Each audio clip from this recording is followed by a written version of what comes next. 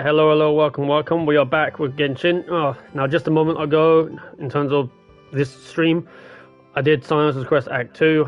I believe I've spoken about that already. But here we are now doing Clorinde's story, Act 1. She's obviously from Fontaine, which is where I moved to. And we are going to get started. Ain't that looking fancy? Now I've seen nothing to do with this. So I ain't got a clue what I'm meant to be expecting. Tell me that alchemy table. I have no idea. Let's see. Do you also see Navia and Clorinde over there? They look like they might have run into some kind of trouble. Let's go check out what's going on. Judgment Day. Still no dice? Not at all. And I've asked pretty much everyone in the court of Fontaine already. Lynette's ears drooped as soon as she heard that we'd have to be out and about for days on end. And Fremine, he hid himself under his helmet as soon as he realized there'd be people around that he didn't know. What about Chiori and Charlotte? I feel like both of them would be more than up to it. I've asked them already, but they're both pretty busy right now. I just gave the members of the Spina a few days off, too, so I don't want to bother them either. This is getting pretty difficult. Navia, Clorinde, what's up? Oh my. Well, if it isn't my dear partners. How are you all doing? Huh. Navia? Huh? Oh, you mean... Yep, this is our chance.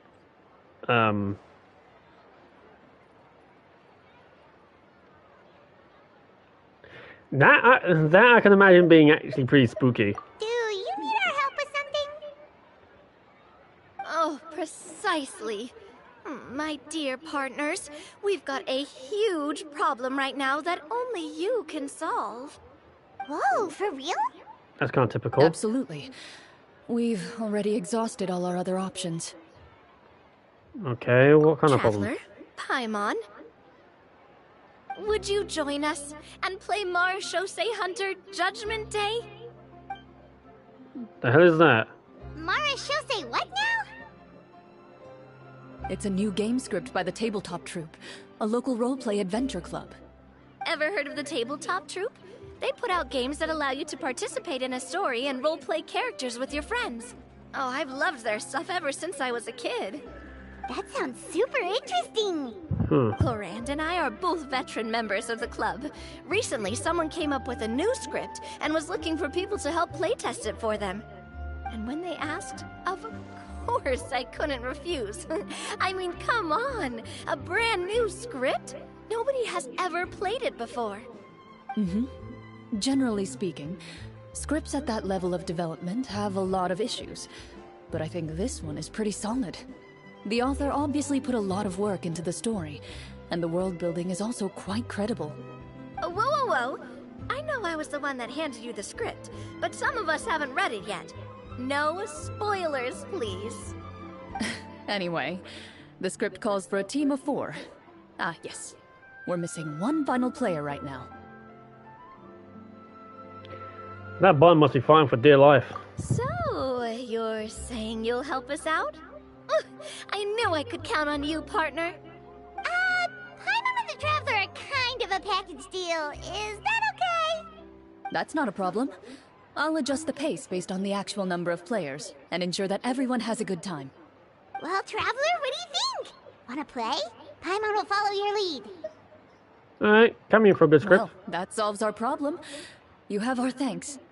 Woohoo! I'll go grab the script manager from the club right away. The script manager? Didn't you just say that you gave Clorinde the script? The club introduced a completely new kind of gameplay for the script. In this iteration, the Game Master's version of the script is incomplete. The script manager provides the next part of the script only after players have completed the current list of objectives. On top of that, in order to increase player immersion, the club has created some of the story's sets and scenes in real life.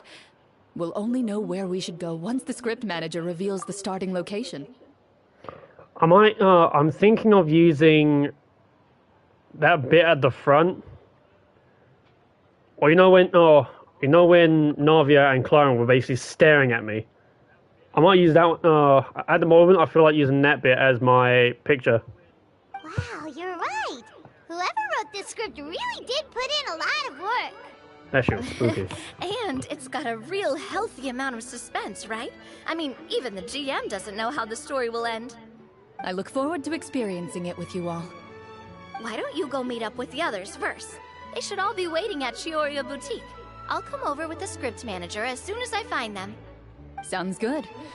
Remember to always watch where you're going, and don't rush. You say that like I'm 6 years old or something. Let me think. What kind of character should I play this time? I just hope you'll pick up some useful skills this time. Oh, and stop trying to persuade every animal you come across. No.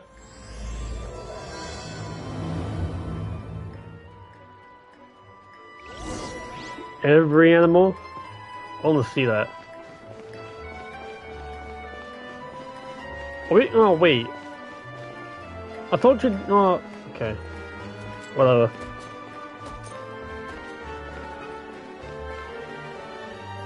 Okay. Sorry to keep you waiting. You're back! Huh? And you've got the Traveler and Paimon with you too! When thoughts come to What a mind. pleasant surprise. I assume you'll be joining us for the game then? Indeed. Winnie, Farina! Paimon didn't know you were playing too. Are you also members of the tabletop troupe? Farina is all about plays. If she wasn't there, it would be a problem. But when thoughts come to show, okay. I'm more of a casual member, if anything. I haven't taken part in many formal club activities.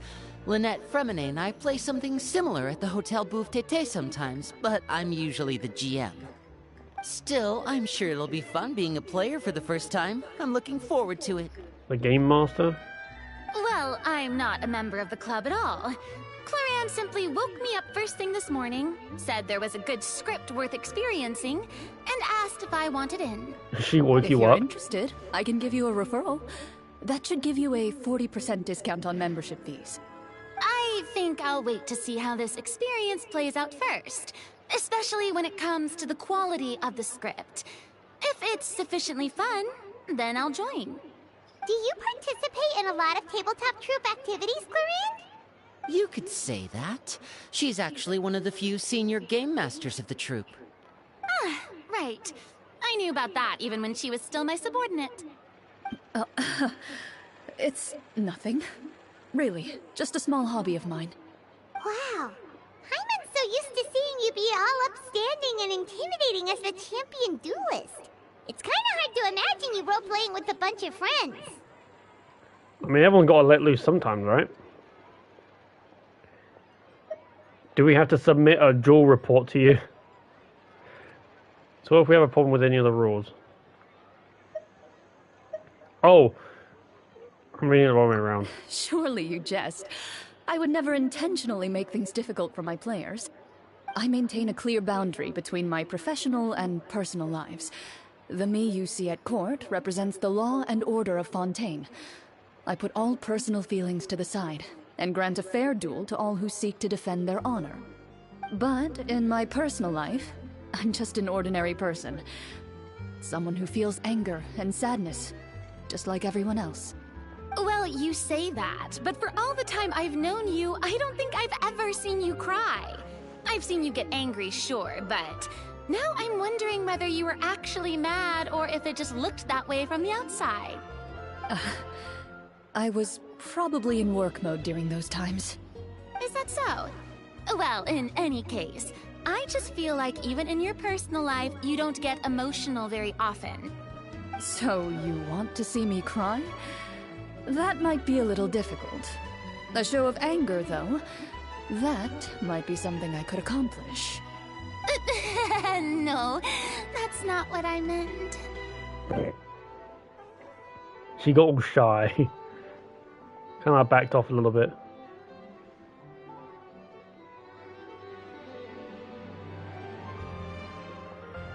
I'm back! Here, allow me to introduce you to the script manager, Mr. Florian. Pleasure to meet you all. Hello. Wait, are you a champion duelist too, Mr. Florian? Oh, no. This is just the costume provided by the club. I occasionally play a few of the roles in my scripts. That sounds like a lot of work. It's nothing. It's the least we can do to give the players a more immersive experience. Anyway, allow me to His give eyes you are a a brief bright purple. introduction of the script. This script was adapted from the real history of the Marashose Hunters. You all will play the role of hunters from a bygone era and resolve a series of events unfolding in the capital. Paimon's not super familiar with the history of the Marashose Hunters. Is that a problem? Oh, no problem at all. I can give you a brief rundown. So, basically, Marashose Hunters were people who dedicated themselves to hunting monsters and protecting the city by using a special swordsmanship technique passed down over generations. Their story can be traced back to the ancient Rapperia dynasty, as well as the first hunter, Cassiodor. But I'll leave the finer details for you to seek out and discover later. And I'll provide additional commentary as the story progresses. In that case, brave hunters, are you ready to set out on an unknown adventure? Whoa, just one sentence and it's like we're in the story already! Aha, I see many a determined gaze before me. Very well, head over to this location and begin your heroic journey. So, as we follow the story, it leads us to specific scenes? Ooh, sounds pretty innovative. What does the message in the envelope say? It's the exact location of the scene, as well as the formal permission to use the venue. Seems like they have everything prepared. Please check all your belongings, everyone, and make sure you haven't forgotten anything. Once you're ready, please follow me to the designated location. Sounds good. Hunter Squad, move out!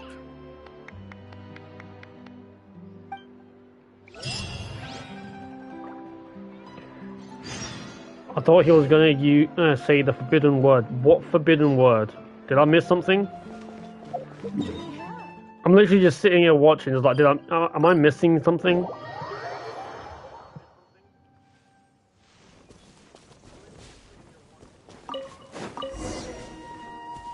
Continue hit.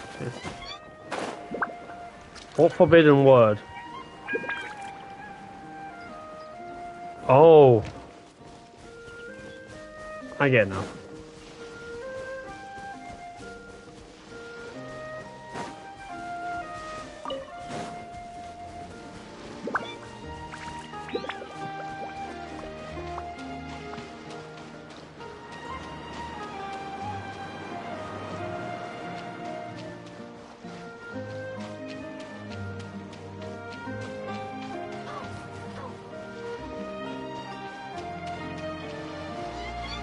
Oh, this is a nice little area. Whoa, they really have thought of everything. Even the phaetometer is here and ready to go for us. The phaetometer. What's that? It's a card that's used to determine action success or failure.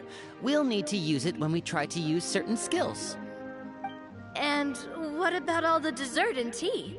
Is that for us as well? That's what the message said. Really? That's so nice.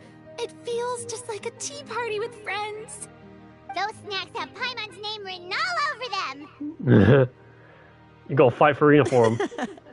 I think you might be more of a snack hunter than a Marashose hunter, Paimon. Snack Hunter Paimon reporting for duty! If there are delicious snacks to be found, Paimon will track down every last one! The desserts are great. But I'm still looking forward to the story more than anything. Very fair. Then, let us begin.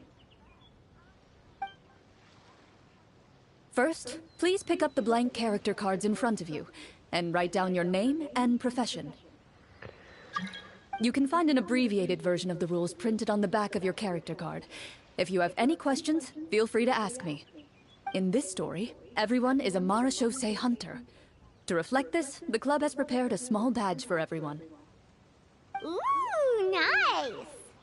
As hunters, you have proficiency in swordsmanship and fighting by default, so there's no need to allocate any additional skill points to those areas. Okay. Swordsmanship?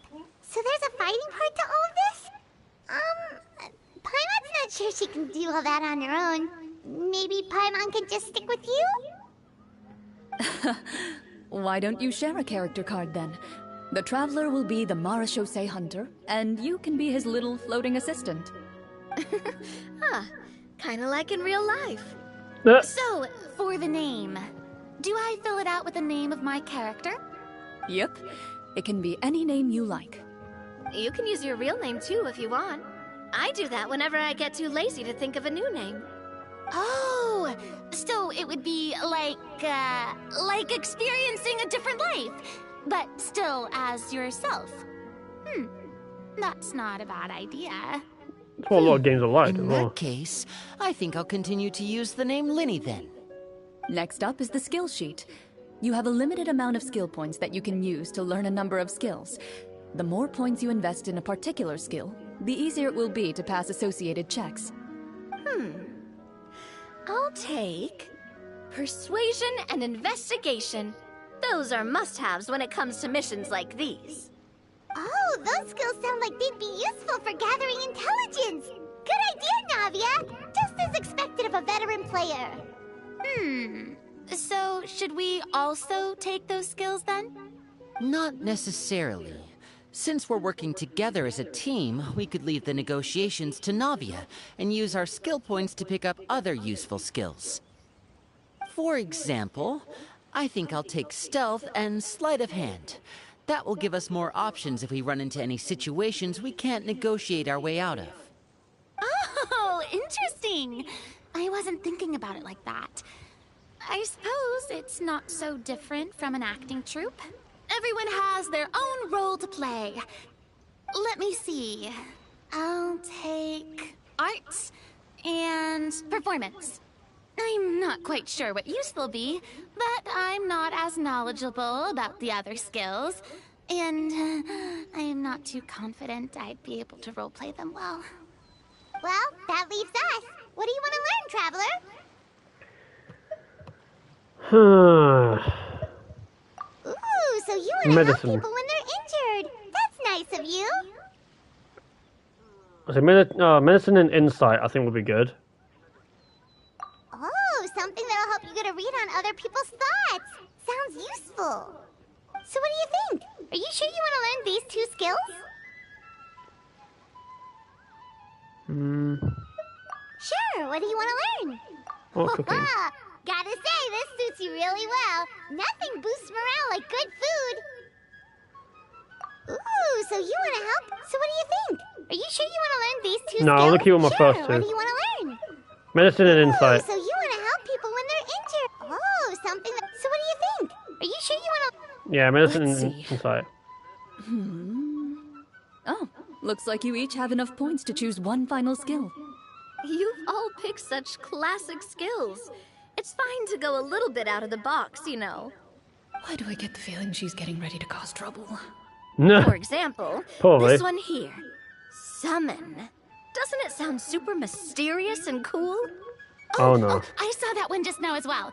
The description says, this skill can be used under certain circumstances to summon characters or creatures that fit the script's world-building rules. The script's world-building rules, huh? But how are we supposed to know what a Marechaussee Hunter can summon? Oh, that's not for us to worry about, my friend. Just learn the skills that interest you, and the GM will take care of the rest. Oh dear. Oh Alright, no. you've convinced Paimon. Let's learn summon then. Paimon can't wait to see what kind of thing shows up. Well, now that everyone's more or less finished creating their characters, we can begin. Since two of our players are doing this for the first time, though, let me ask. Would you like to play on easy mode or authentic mode? What's the difference? What's the difference between the two? Cheers, Farina. Well, in role-playing games, the story sometimes changes based on the decisions of the players and the results of the fatometer. For example, if you fail a check, That means you cannot use the target skill in that scenario. A critical failure may even result in further negative consequences. If you choose to play in authentic mode, every time you elect to use a skill, you'll need to use the Fatometer to see whether you succeed or fail, and face any consequences that may follow. If you choose easy mode instead, every check will be successful by default, and you won't have to worry about luck playing a factor. Oh, come on, I'd rather authentic. I gotta do this card thing again. Ah, tits. Okay. The random checks triggered by the Fatometer. Wait, do I have one? I think Linny gave me one, as like a hat. Alright, we need just time to make, drink my tea.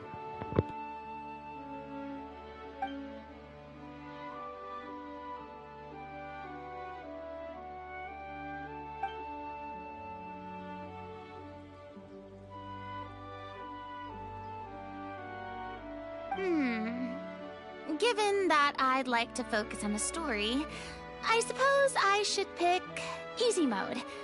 I'd feel bad if I brought the team down by failing my checks. Huh? Oh, come on. Don't worry about that. RNG is the lifeblood of role-playing games. I'm going with authentic mode for sure. Never knowing what you might have to overcome. Ugh, doesn't that sound exciting? I'd rather be mentally prepared for what might happen. All right, then I'll mark down Farina for easy mode. All her checks will be successful by default. As usual, Navia and Linny will play on authentic mode. What about you, dear partner? How would you like to play? I'd rather authentic. I mean, if there's going to be a chance I'm going to fail, I'm going to think every single skill is a wish. Every single skill is a wish, so Are you sure? I'm going to go authentic. Yes. Trust me, you'll see the beauty of RNG. Honestly, Oh, trust me, I know. think Clorinde would make things too difficult for us, no matter what the Fatometer says. Isn't that right, Clorinde? No promises. That wasn't super reassuring. Oh, shush. Well, anyway, enough Navia's talk. fucked me. Let's get started. I want to experience at least a good chunk of the story today. And so did Jian Speaking of Yun. the story, why is the beginning scene on a beach? Well, that's because... a long time ago, back when human civilization was still in its infancy, powerful demons and evil sorcerers ruled over the land. They created a host of monsters and sent them to slaughter all humans in existence. Soon, a group of human rebels banded together. With their swords raised, they swore to brave the darkness, and in doing so, subdue each and every monster that sought their destruction. They became known as the Marashosei Hunters.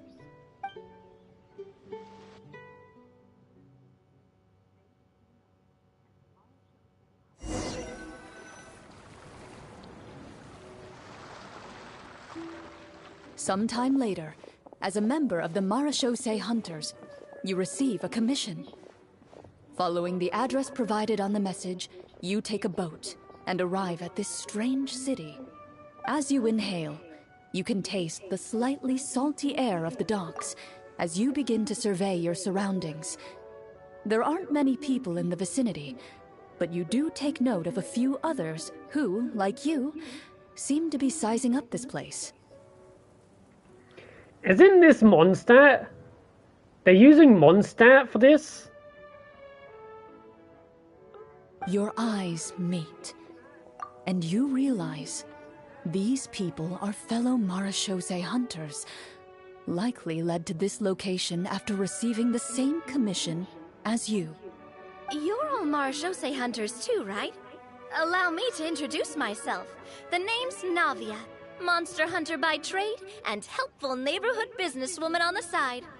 What say you to traveling together? We can help each other out on the road. Okay, count me in. My Damn. name is Linny. I've been wandering since I was little and picked up a few less than legal tricks along the way. I was adopted by a Marashose hunter and later chose to follow in his footsteps. Is this where you introduce your character to everyone? It sounds like they've done this dozens of times. My name is Farina, and, I grew up in a noble family. I always had a strong interest in performance and the arts. Even though I'm a Marashose hunter, what I really want is to be a performing artiste. Hey, that's really cool. You can do it, Farina. That's exactly how it's done.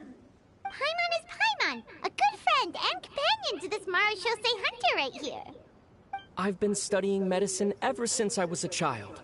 I want to do my part to eradicate these monsters and use what I've learned to heal others. Fucking hell. Welcome, welcome. When we face the monsters, I'll make sure to charge in front to give everyone some cover. You can take care of the healing at the back. You open your envelopes at the same time. The message reads, "To the honorable and trustworthy Marashose hunters, our kingdom is currently facing a grave crisis. The lands outside the capital have been overtaken by monsters, and our people are being led astray by forces of wickedness. We beseech you, please help us resolve this crisis and return peace and stability to our home." Huh. The layout of this city looks super familiar. It kind of reminds Paimon of Mondstadt! The See? scriptwriter must have used a real-world city as a reference when coming up with the map. As experienced hunters, the layout of the city reminds you of places once traveled. You recall the sight of tree-lined streets and the gentle tranquility of days gone by. Yet, as you regard the city in front of you, it appears to be little more than an empty shell. Its hollow gates are open to you, beckoning you to come forth and bring salvation back to the town. I carefully read every line of the letter and turn my attention to the signatures at the bottom. Who issued this commission to us? You see a long string of unfamiliar names. It would seem that many of the residents of the city issued this commission together. They sensed that things were not right within the kingdom and sent a distress signal to the outside world. In that case, why don't we take a walk around the city and see if we can learn anything from the local residents? Oh, good idea. We might be able to get some leads on the monsters and bad guys we're after. You look up and see a tavern nearby. It appears to be open for the day. Why don't we go check out that tavern? If the novels I've read are anything to go by, taverns are usually full of information.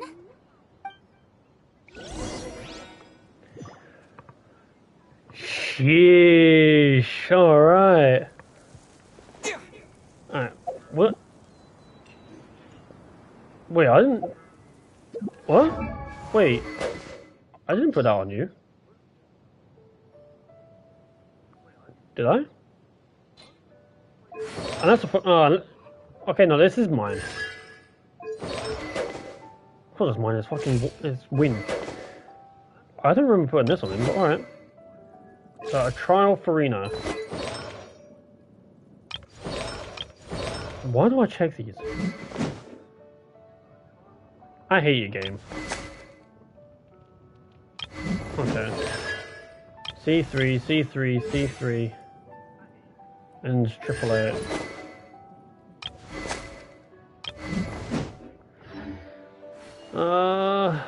Okay, so... As you approach the tavern, you find a plainly dressed woman standing nearby. She appears to be rather troubled about something.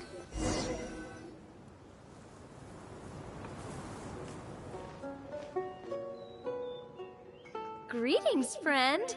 Lovely weather we're having today, don't you think? Oh, hello. I suppose you're right. The weather today is quite lovely. If only those monsters out there would stop causing trouble. It seems like every character included in the script has a certain amount of useful information to offer.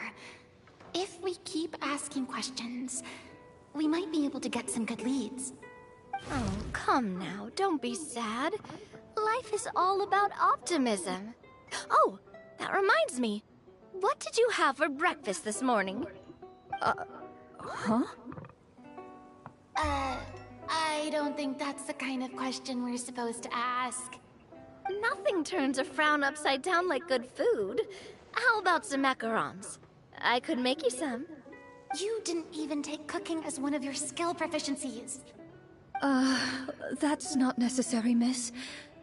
Excuse me for saying this, but you don't really look like a chef. Besides, I'm not really a fan of sweets. So you're someone who barely smiles and doesn't like sweets. You're really starting to remind me of this one friend of mine. Hey! Did she just... me? God damn it. Clorinde must have broke character for a second. This isn't getting us anywhere. Traveler, maybe you can think of something. God's sake. The results of insight checks aren't disclosed to the players, so I'll be the one consulting the fatometer.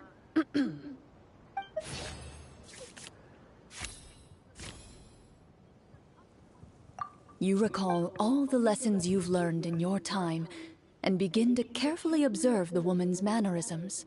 Oh, so she does it for notice us. that when she's quiet, she has an empty look in her eyes, as if her thoughts have drifted to a place far, far away.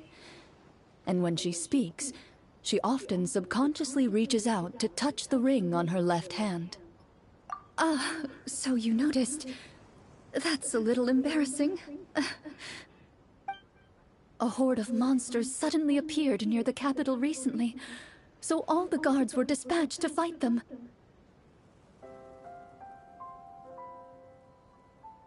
Do you remember when those monsters appeared?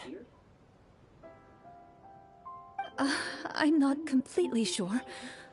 All I know is that my husband was dispatched to fight them 3 days ago. Do you know where he was sent? It all happened so fast. When we said our goodbyes, he couldn't even tell me where they were sending him. You have our thanks, friend. We'll find and defeat those monsters as soon as possible. We sincerely hope your husband will be able to return to your side soon. Thank you. Don't worry. We'll find him. Just try to remain optimistic and wait for good news. We don't always get to choose what happens to us. But we do get to choose the little things, like what we eat and how we respond to the things life throws our way. I hope that one day, you too will recognize the power of something as small and inconsequential as a delicious dessert. I'll do my best. You bid farewell to the woman, and continue your journey further into the city. God damn it, Navia. Pick cooking next time. If you're so into it, next time you should fucking choose it.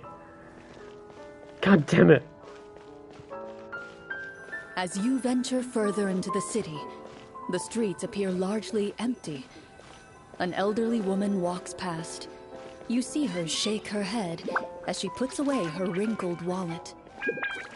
A nearby merchant folds his arms and gives you a disdainful look. You get the impression that he's someone who has long gotten used to the sight before him.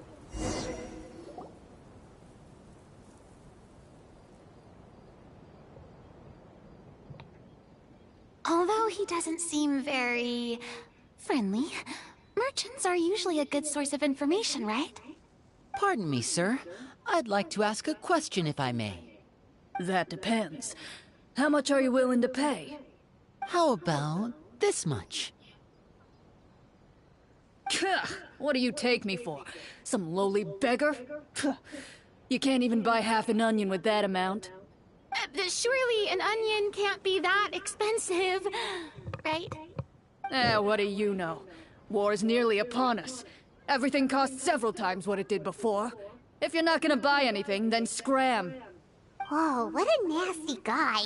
Maybe we shouldn't even bother talking to him. But he still might have information we need. Traveler, can you think of something? Okay, Navia, persuade him. Sir, we came to this city to solve the very problem you seem to be referring to. The war you mentioned, would it happen to be against the monsters outside the city? If you happen to be well informed and know a thing or two about what's going on, we'd appreciate it if you could share that information with us. After all, the sooner this problem gets resolved, the easier it will be for you to do your business.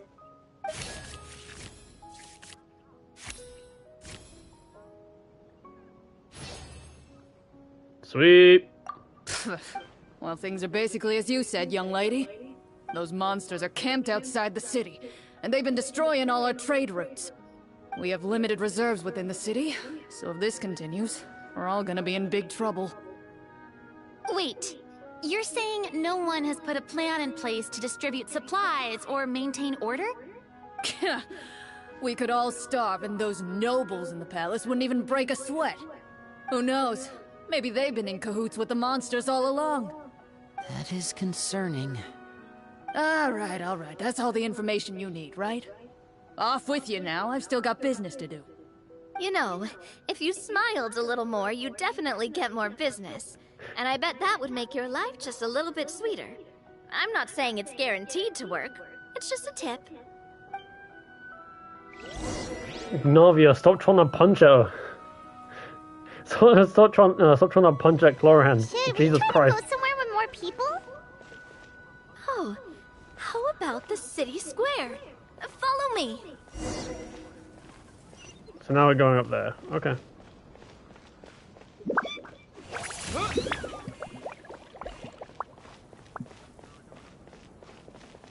Before you lies the city's central square. You see a man with a slightly anxious look on his face, pacing back and forth, his head hanging low. He doesn't seem to notice your approach. Still immersed in his own thoughts, he shakes his head and lets out a long sigh. This guy seems promising enough. Maybe I can get some information out of him. Hello, sir. Is there anything I can do to help you? Wait, you're... I'm... Oh, dear goodness! You're a Marashose hunter!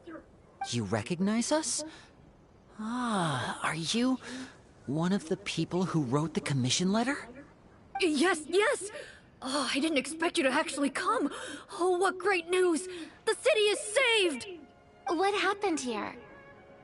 Alas, we once lived comfortable, carefree lives. This city used to be free of monsters.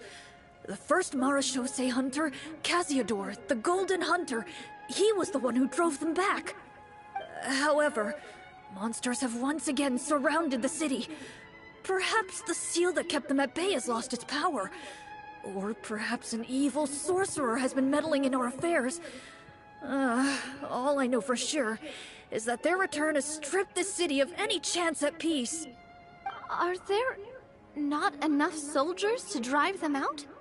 It's not a question of numbers.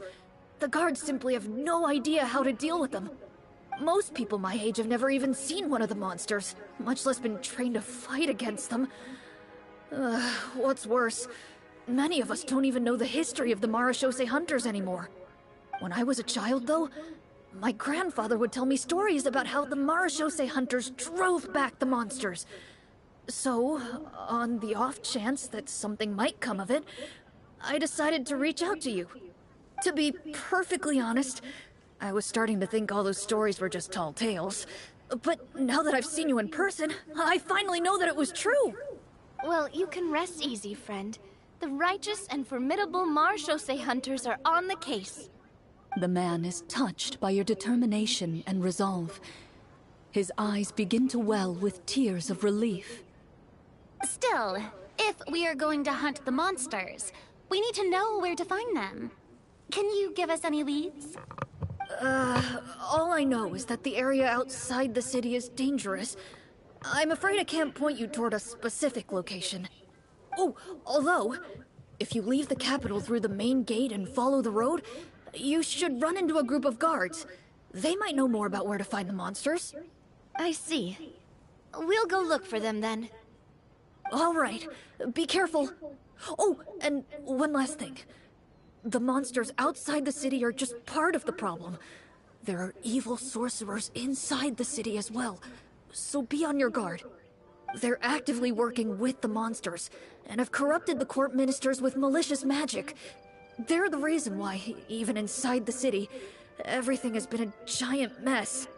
Even one of our kindest ministers has turned into a boorish and unreasonable figure, interested in nothing but enacting laws that exploit the people.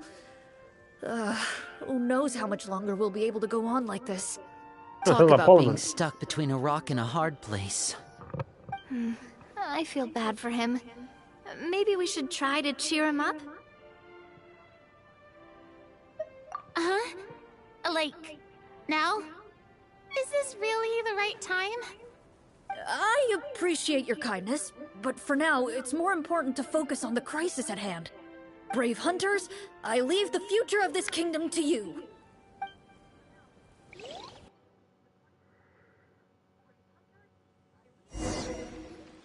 If I understood correctly, there are currently 2 problems in the kingdom that need solving, right? Exactly.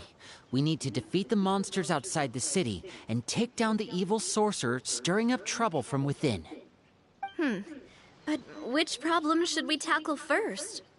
Well, this seems like a good moment for a break. Take some time and discuss what you want to do. Let me know when you've made your decision. I really didn't expect the people in the city to keep us at arm's length like that. I totally thought the hunters would be treated like heroes. Well, Clorinde said the script took cues from the real history of Fontaine, right? Maybe the real-life Marachose hunters were also treated like that. I wouldn't say it's a perfect representation of history, but there are definitely some similarities. Would you like to hear more about it? Sure. As long as it doesn't spoil anything in the script. You brought up bits and pieces of the hunter's history before, but it was all in passing.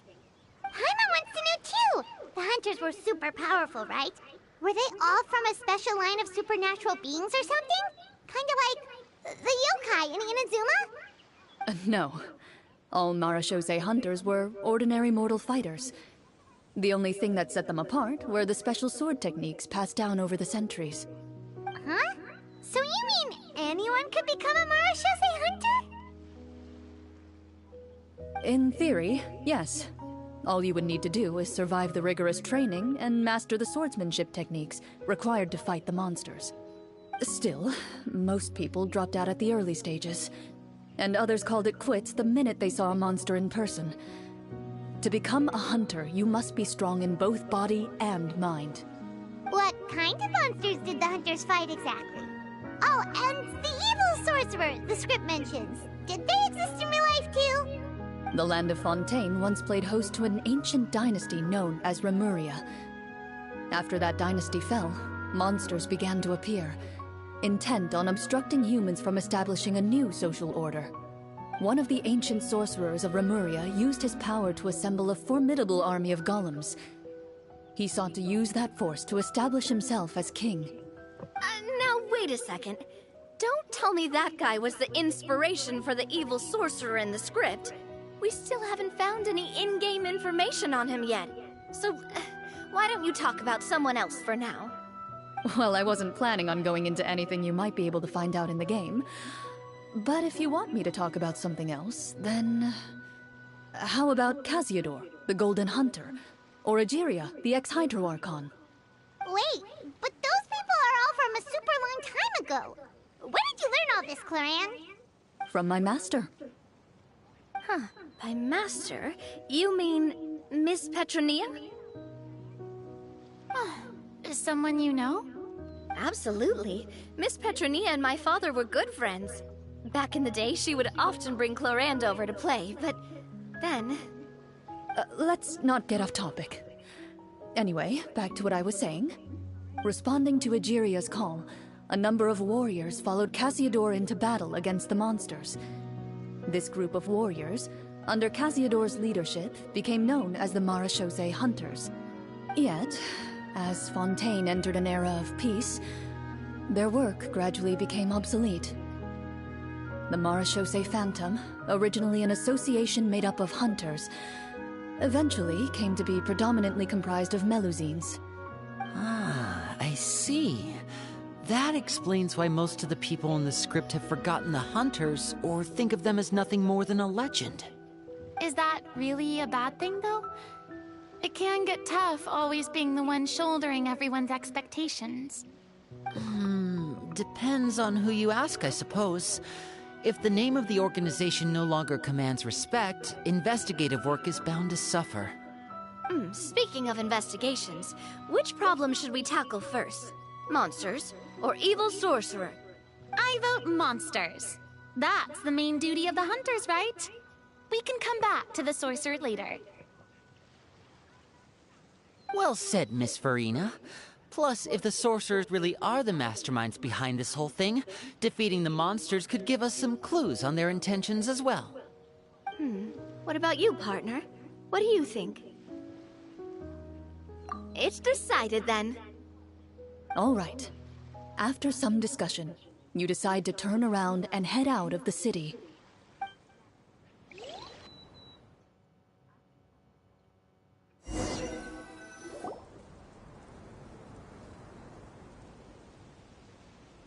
Let's take a look around, like that guy said.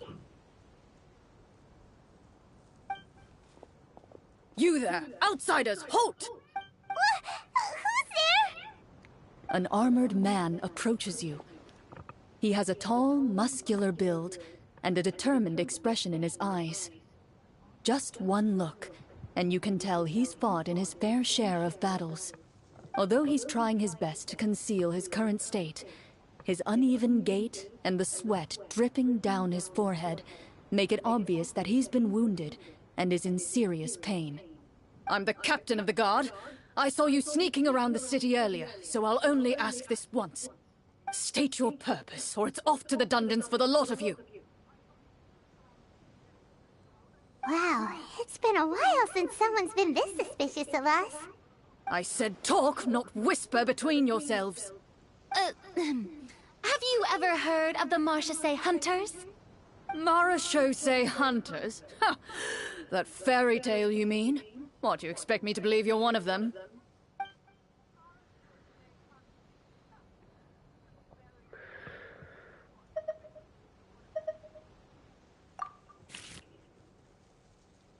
Oh, I've actually got to draw a Oh, okay. Go high and 8. I'll do that one. 17.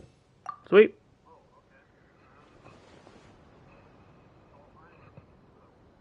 Using your knowledge of medicine, you're able to deduce that the injury on his calf was a monster's doing, and the wound has already begun to fester. As you check him over, he looks at you with suspicion and retracts his injured leg further back. I'm a doctor by trade. Please, let me redress your wound. You don't have to suffer like this. The man appears somewhat disgruntled at having been exposed, but soon relents and raises his leg for you to take a better look. He allows you to apply a poultice of specialized medicine to the wound, and it appears to bring him much relief. The tension in his brow eases. All right. Guess you lot might actually be real Marechaussee hunters after all. In any case, you've successfully treated my wound. So, what do you want to know? Do you know where we can find the monsters, or the other guards who are fighting them? He informs you of the various locations where monsters have appeared. He looks in that general direction with a pained gaze, as if a thin, invisible thread is pulling on his wound. Some of our new recruits have never even dealt with a petty thief, and now they're out there fighting monsters. If it weren't for this cursed leg. Oh, please, sir. Don't get too worked up.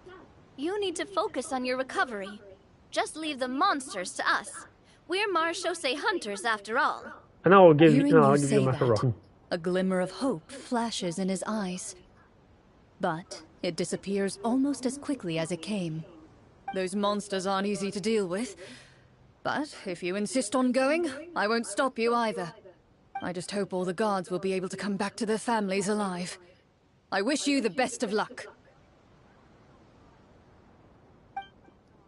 I'll give him a macaron. Based on what the captain said, the monster should be right up ahead. Let's go. Hopefully we're not too late.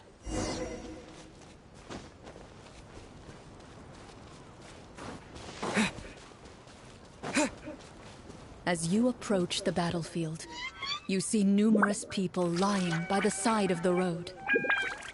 They appear to be dressed like guards. Their faces are filled with desperation and terror. Some are screaming and cursing in vain, as if still trying to banish the monstrosities they saw from their minds.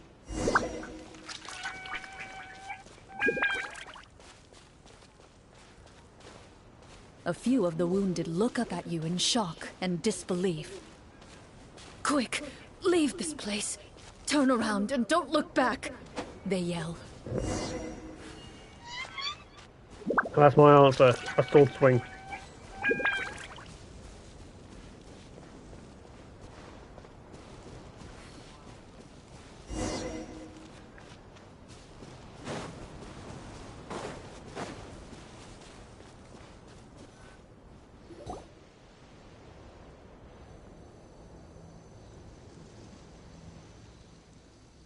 This is the place he mentioned, right? You see broken iron swords scattered all around you, and downed trees riddled with terrifying claw marks. All the signs point to one thing. A truly devastating battle just took place here. Andreas? Be on your guard, everyone. The monsters might still be around. Before you can finish your sentence, you hear rustling sounds from the surrounding bushes. The monsters have emerged. They close in on you without fear. You get the impression that, in their bloodthirsty eyes, you're just another meal for them to devour. A little help here! This thing wants to eat Paimon! Your battle round begins now.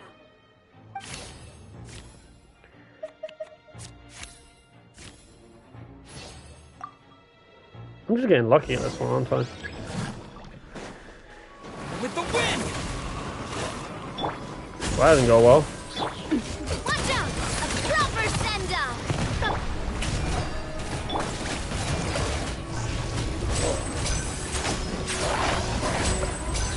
The next battle round begins now. Watch out!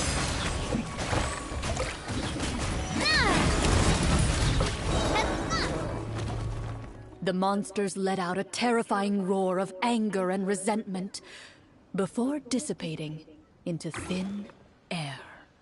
Oh, thank goodness it's over. We're lucky the Marechaussee Hunter class came with all those preset skill points. Otherwise, we would have been in some real trouble. I never knew the phytometer even determines the amount of damage you inflict. If you get unlucky, isn't it just game over right then and there? That's part of the fun. The uncertainty of fate is what gives these games their appeal. Just as you begin to celebrate your victory, a suspicious lump on the ground catches your attention. A suspicious lump? Wait, could it be the thing that appears after every battle? I walk up to it, crouch down, and begin to carefully examine it. I've still got my right glove on, so it should be fine for me to touch it, right? As you investigate the mound, you discover that the exposed portion appears to be made of wood. It was previously obscured by the large form of the monsters. With the monsters gone, the small protrusion now awaits your discovery, poking out of the ground like a shy flower bud. Whoa, it's a treasure chest!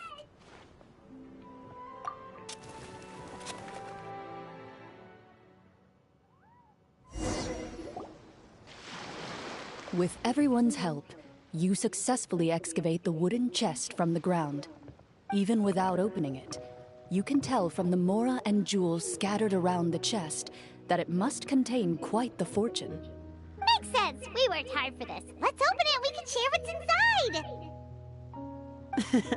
I can understand your excitement, Paimon, but think about it. Doesn't it seem like there are people out there who need this treasure more than us? Yeah. Think about all the people suffering in the capital. Or all those guards who got hurt fighting the monsters. Wouldn't it be better if we gave the treasure to them? Wait, is that how it works? Paimon thought since we were the ones to dig it up, we could just take it for ourselves. Well, let's put it this way. Any decision you make during a role-playing game can impact the future course of the story. But would the people really believe us? It's hard enough for us to prove we're Marchese hunters. What if they think we procured the treasure illegally? They might get even more suspicious of us. That's definitely something we should consider. Maybe we can come up with an explanation in advance. Well, if donating it could cause that much trouble, why don't we use it to buy some gear and fill up on good food? Then we'll be ready to fight even more bad guys. Looks like you're facing a difficult choice once again. Well, it's getting late. Why don't we call it a day for now? Wow! Where did the time go? I'm not sure if it's because I'm having so much fun with you all, or because the story is particularly enticing, but I feel like I could almost keep going. Here, here. Ooh, how about we play through the night? I'm not sure I'll have enough energy for that. Yeah, that won't work for me either. Lynette will give me an earful if I get home too late. I understand how you feel, Navia, but we have to change venues for the next part of the story anyway. Huh? Another location? Mm-hmm. There's a special note for the GM at the end of this section that says to proceed to an indoor set for the next part of the script. Whoa! We really pulled out all the stops for this new script. Well, even if we end the game for the day, we can still stay a little longer and hear Clorinde finish her story, right? Paimon wants to hear more about the history of the Hunters. Something tells me you just want to finish the free desserts before we break for the day. That's just a coincidence, okay? Besides, to Paimon, not finishing free food feels even worse than having to buy your own. And anyway, Paimon really does want to hear more about Clorinde's master. Well...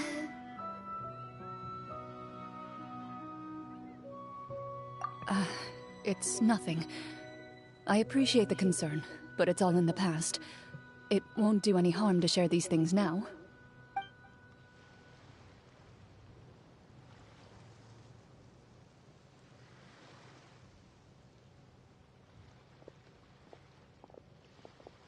My earliest memories are of living with Master. According to her, she saved me from certain people of ill repute. My birth parents had left me behind some time before that. What a heavy beginning for a life story. Master was a fascinating individual, if inexperienced in the ways of raising children. My first ever toy was a short sword. Although I suppose it wasn't so much a toy as something Master removed from her waist and handed to a noisy child in need of distraction. Wait, so she handed an actual sword to a child? Isn't that dangerous? Did you hurt yourself? Of course I did. I cut my palm and bled quite a lot. But Master was not concerned. She just stood there and casually lectured me about it. See, that's what you get for not holding the sword properly, she told me. She then crouched down next to me and said, "Give me your hand. I'll teach you to bandage this wound.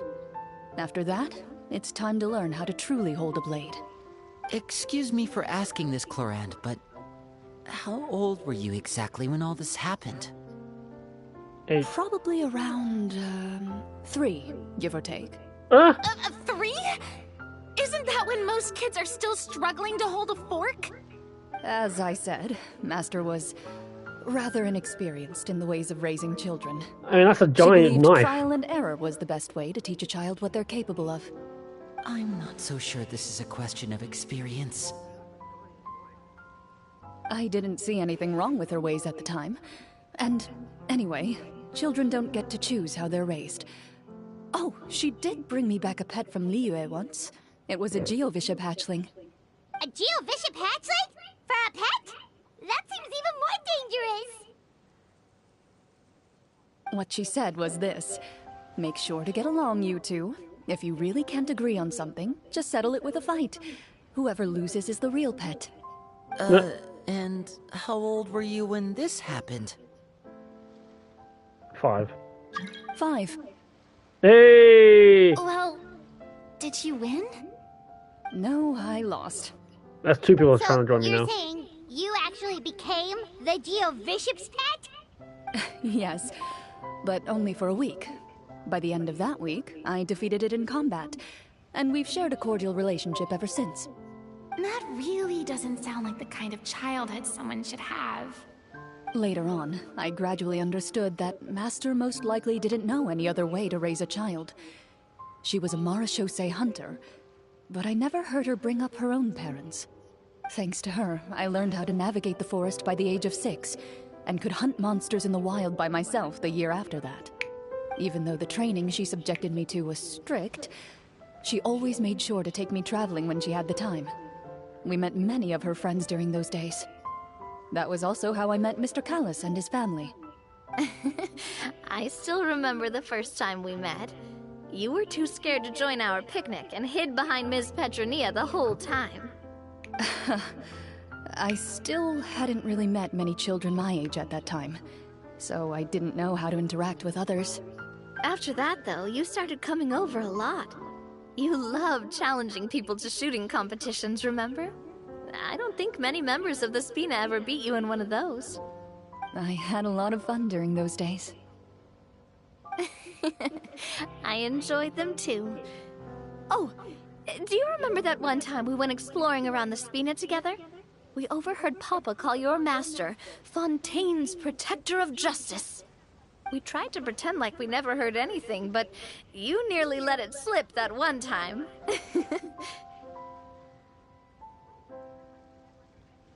Protector of Justice? Oh, wait, you mean that vigilante hero from 20 years ago? The one who is always active at night? Yep, that would be her. She often would put on a black cloak and go out at night. I never knew where she went or what she was doing. Until, like Navia said, we overheard the truth from Mr. Callis that night. 20 years ago, huh? I still remember the guards leaving all kinds of witness reports about her on Nervalette's desk. My apologies. Oh, there's no need to apologize. You had nothing to do with it. And anyway, everything she did was for a good cause. Although, calling herself the Protector of Order was a bit much. Especially when she deliberately operated outside the law. Huh? When did the Protector of Justice become the Protector of Order? Oh, she had a bunch of code names. I heard she would just come up with a name on the spot whenever she was asked. Later on, she probably got sick of answering those questions and decided to stick to just 2. The Protector of Justice and the Protector of Order. That sounds like her, all right. I bet she forgot which of the 2 she'd use by the time she got back each night. Well, she certainly sounds like a fascinating individual. With her strong sense of justice, it's no surprise her student followed in her footsteps. It's true. I always wanted to become like her. Someone powerful, independent, and with a strong sense of conviction. But...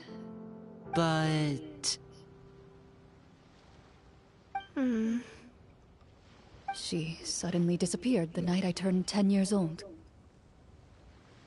Disappeared? What happened? I have no idea. She didn't even leave a note. I was never able to find out where she went. That night, I was celebrating my birthday at Navia's house. But Master never came to pick me up. when I returned home on my own. It was to an empty house. When she still didn't appear after a few days, I went to Mr. Callis's house to ask about her whereabouts, but he only shook his head. Papa probably didn't know either. I know he sent a few people to investigate the matter in secret, but they never found any credible leads. Don't worry, I understand. To be perfectly honest, given Master's personality and way of doing things, it all made a lot of sense. If I had to guess, I'd say she probably used it as an opportunity to force me to become independent. Just like how, when a litter of kittens reaches a certain age, the mother willingly leaves them behind. Were you upset, Clorinde?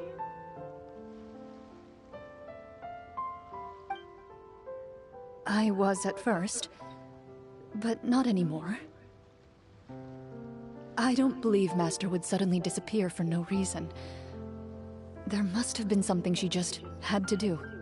Well, despite everything, you still managed to follow in her footsteps and become the greatest champion duelist in all of Fontaine. You're practically a living symbol of law and justice. I suspect my position would be far too by the books for her. Master always did whatever she pleased. But you're right. I suppose I do take after her in some ways. Who knew Clorinde had such an interesting past? I never had the chance to ask her about it before. I wonder... if Clorinde's master were the champion duelist back then, would that duel against Mr. Callis have gone differently? Oh no. Judging by the atmosphere, Clorinde and Navia are probably thinking something similar. The mood just got super awkward all of a sudden. Well, anyway... would you look at the time? It's getting dark, so we should probably call it a day for real this time. If we keep talking like this, we really will be here all night. I had a great time today, Miss Clorinde. Thank you for being our GM. Anytime. Is there a crab on the chair? The script was good, but I've got to say, your childhood stories were even better. Hey, you should tell us more about that fight against the Geo-Bishop sometime. Maybe your master was onto something. You could be right. What does she mean, onto something? I certainly don't know any 5-year-olds who want to fight a bishop in their spare time. Guess I'll head back as well. I need to save my energy if I want to continue enjoying the story tomorrow. You're that excited to hear about my fight with the bishop? I was talking about the script. I'm curious about that bishop fight.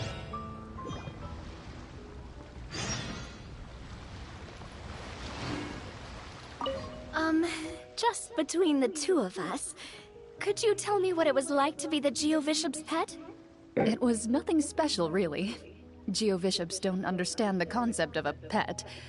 So, basically, it just headbutted me whenever I entered its territory. And that hurt? Yeah, it hurt. What, something you want to experience for yourself? Oh, I'm good. Thanks. Yeah, no, getting practically beaten by them was not fun. So the next day,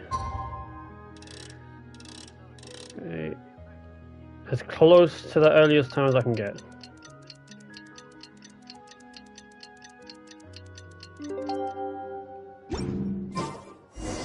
Let's go meet up with the group. Paimon's really looking forward to today's story. Oh wow, we're practically the opposite end. This way.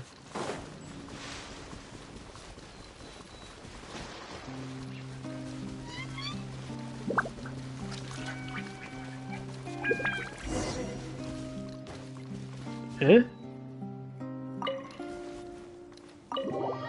Okay. Through here?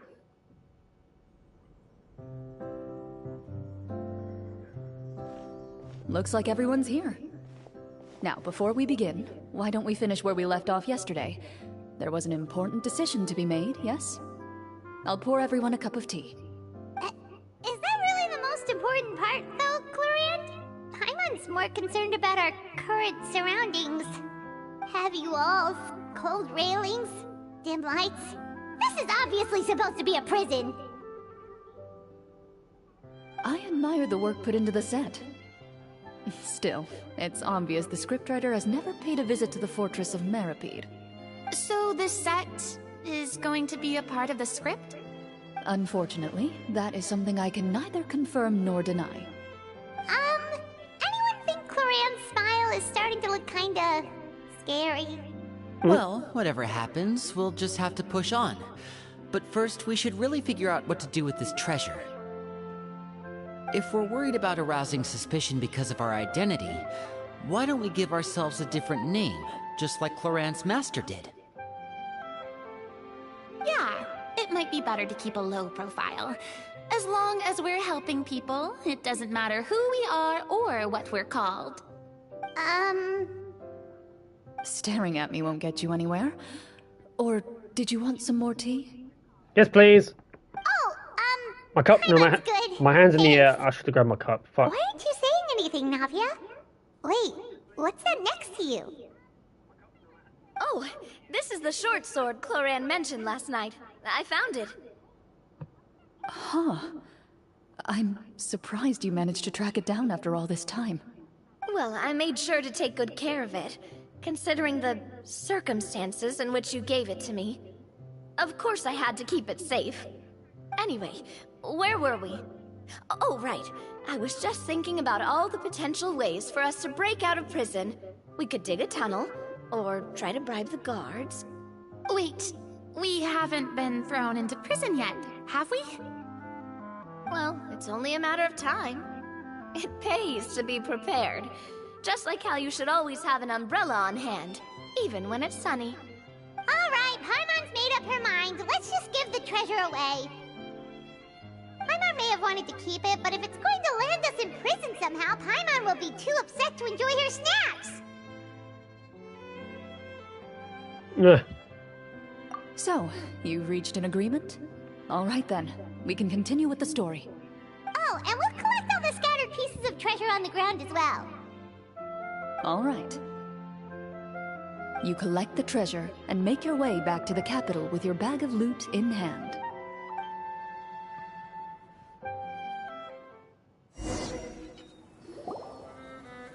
The city is still shrouded in a gloomy, oppressive atmosphere, but your spirits are surprisingly high. In places where sunlight struggles to reach, you generously share your wealth with the children, the elderly, and the poor in urgent need of help. Thank you, kind soul. The elderly woman's look of gratitude follows you as you walk away, her eyes never leaving your back until you move entirely out of sight. However, there's still quite a bit of Mora remaining. It appears you haven't made much progress. She's probably trying to tell us to speed this up. We need to hurry up so we can address the sorcerer problem. Should we go find that man again at the square? He seemed like a pretty responsible guy. I'm sure he knows the people here far better than us. Oh, good idea! Just as you start to make way to the square, intent on finding the man again, there's a voice.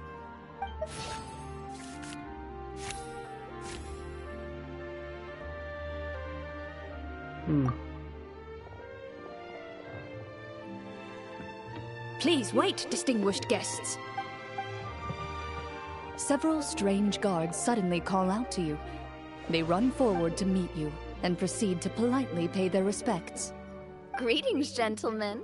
Are we being invited for afternoon tea? Surely you jest, my lady. That would not be our place. It is His Excellency the King who requests to meet with you. Please come with us.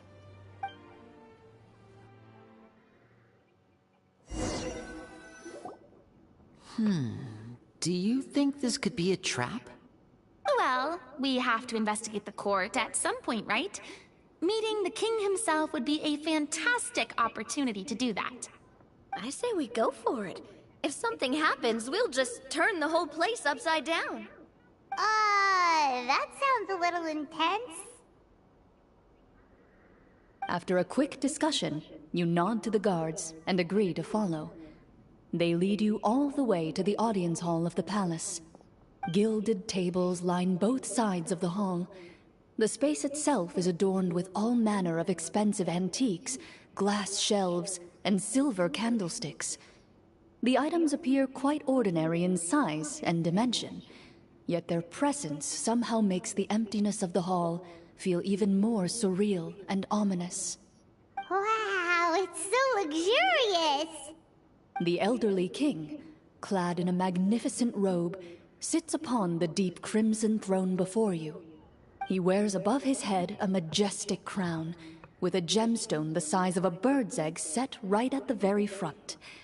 As you observe it, you see a complex pattern of light reflect off its surface.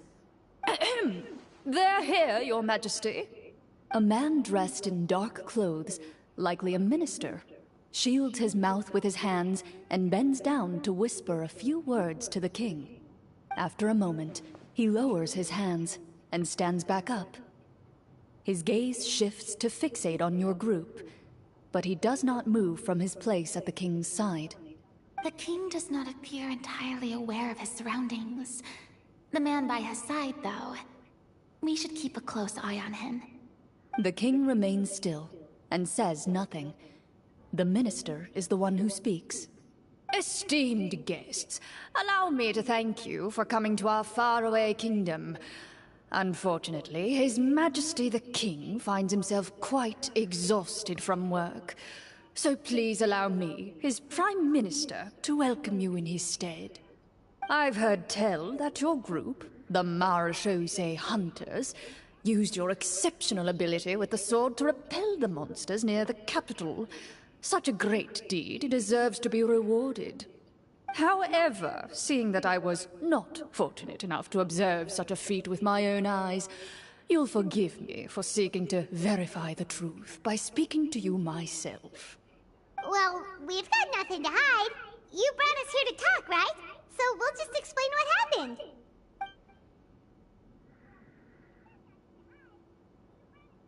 The golem's blades were so powerful, they could cut down trees in a single swipe. It took a lot of effort to defeat them, even for trained swordsmen like us. Well, that was enough details, right? Believe us now? Your account does indeed match those of the survivors. Since you were the ones who defeated the monsters, that must mean you are also in possession of the treasure they stole?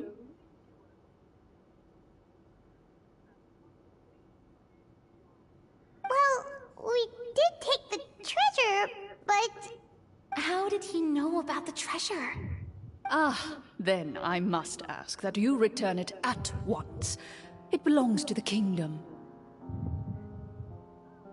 Wait, but didn't you just say that our great deed deserved a reward? Shouldn't the treasure be considered a part of that?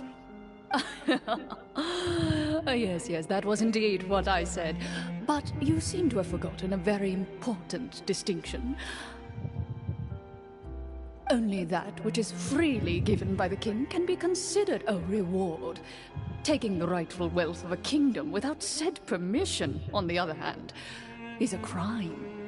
But that's completely unreasonable! Yeah, that makes no sense! If it weren't for us, the treasure would still be buried underground somewhere! Maybe so, yet the fact remains. You tried to dispose of the treasure without reporting it to the court and without receiving permission, yes? What, no answer? Surely you're not insinuating that you, a group of legendary Marechaussee hunters, sought to take the treasure for yourselves? Well, what about the king? Is he just gonna let this guy talk for him the whole time? Clad in his magnificent robe, the king remains seated, with his hands resting on either side of the throne. His posture is rigid and unmoving. He stares forward with an empty look in his eyes, completely unmoved by the events before him. From the look of things, could the Prime Minister be the evil sorcerer? Or could both the King and the Prime Minister have fallen under the evil sorcerer's control?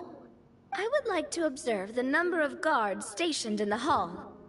The guards in the palace appear fully armed, their expressions solemn. Sensing the tense atmosphere in the room, they stand at the ready, each with a hand placed upon the hilt of their sword, as if prepared to draw their weapons and surround you at a moment's notice. Well, there goes my plan to turn the whole place upside down, I guess.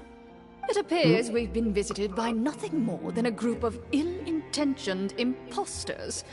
What a pity. Guards, take them away and throw them in the dungeons.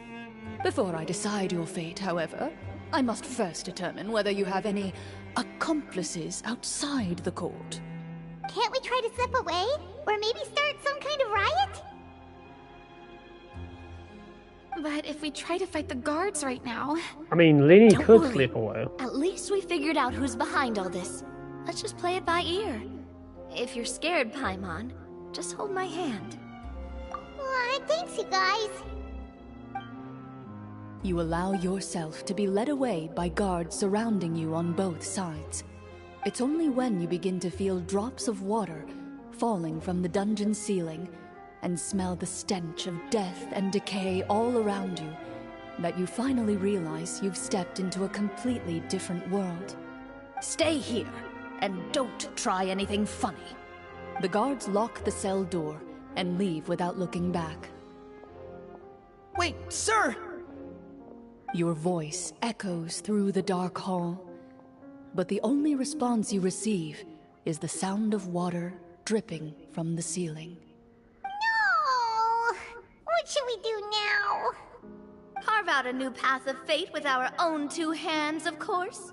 I draw my weapon.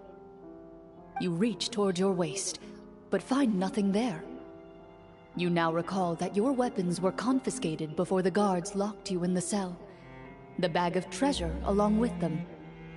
What about that knife I hid in my boot? When did you hide it in there? When I was thinking about digging a tunnel. Rejected. You failed to inform the GM of this course of action. Moreover, the guards would have conducted a thorough search before throwing you in prison. And the keys to the cell aren't anywhere to be seen? Yeah, I'd buy him. Correct. You don't even feel a lock hole on the cell door. Oh, well, there goes all our plans. Indeed. Huh? Why are you the one saying indeed? Because that statement holds true for me as well. This is where the script ends. What?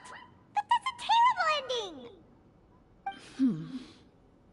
Generally speaking, this should be the point where the scriptwriter gives the players some kind of hint, or gives the GM some kind of code for how to move forward.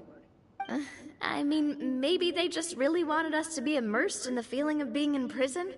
Like, they'll only show us the way out once we've grown truly and utterly desperate? That is a possibility. If only there were desserts and tea in real prison. Oh, wait, guess it's kind of how the Fortress of Meripede works if you're lucky. Yeah. Oh, before I forget. Navia, the short sword you had with you earlier. I took a closer look, and the craftsmanship doesn't appear to resemble anything from this era. If I remember correctly, that style was last in vogue several hundred years ago. I just point out. No, I'd like to. If these characters were to get these fucking costumes, I will buy them. I would buy these, as long as I have the money for it. I will buy them. Wait, Clorinde said that sword used to belong to her master, right? Does that mean her master has been alive that long? I doubt it. The way she went about things often made her seem childish more than anything. I'd say the sword was most likely an heirloom passed down over time. Hang on. A precious heirloom passed down to you by your master. And you gave it to me just like that? You weren't worried I might lose it? Master left many things to me when she disappeared. There was the sword, an old key, and a good amount of junk she probably just didn't want to take with her. I gave you the sword back then, because I didn't want our friendship to end. Wait, when did this happen exactly? After the duel. between Mr. Callus and myself. Before that, Clorinde would have meals with us and even stay over at the Spina some days. She was on great terms with Papa as well.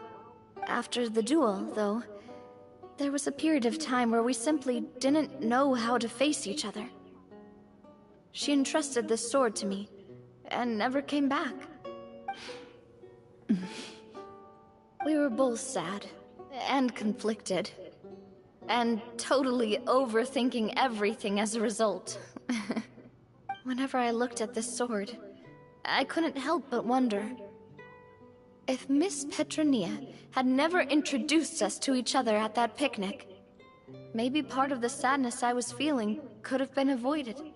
Back then, it felt like I hadn't just lost a father, but a close friend as well. No one can change the past. The most important thing is that you two found your way back to each other and can enjoy things like this together. Yep, you're right. I'm sorry, you two. I didn't mean to bring up any sad memories. Think nothing of it. No one here is at fault.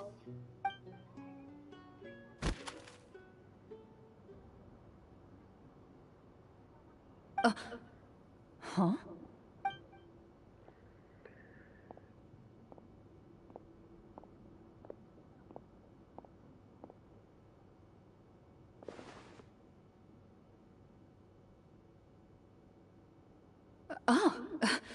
Looks like the next part of our script is here. Perfect timing. The situation was really starting to get desperate. And not just because of the prison thing. From Clorinde's face, I really can't tell if it's good news or bad news.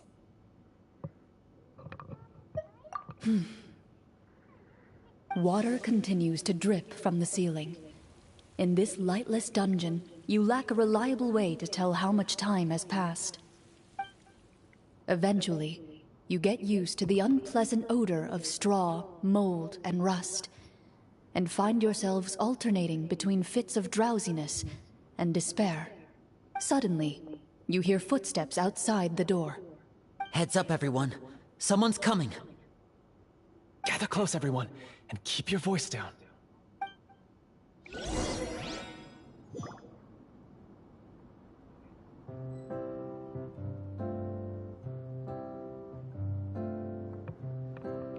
Sorry, I was wondering what... Oh, sorry. Huh? Oh, this is an actual thing. Alright. Sorry, I was looking at fucking... something flying around. I work as a guard in these dungeons, but my true identity is the same as your own. I'm also a marechaussee hunter. Huh? Shh. I've already sent away the other guards, but if we make too much noise...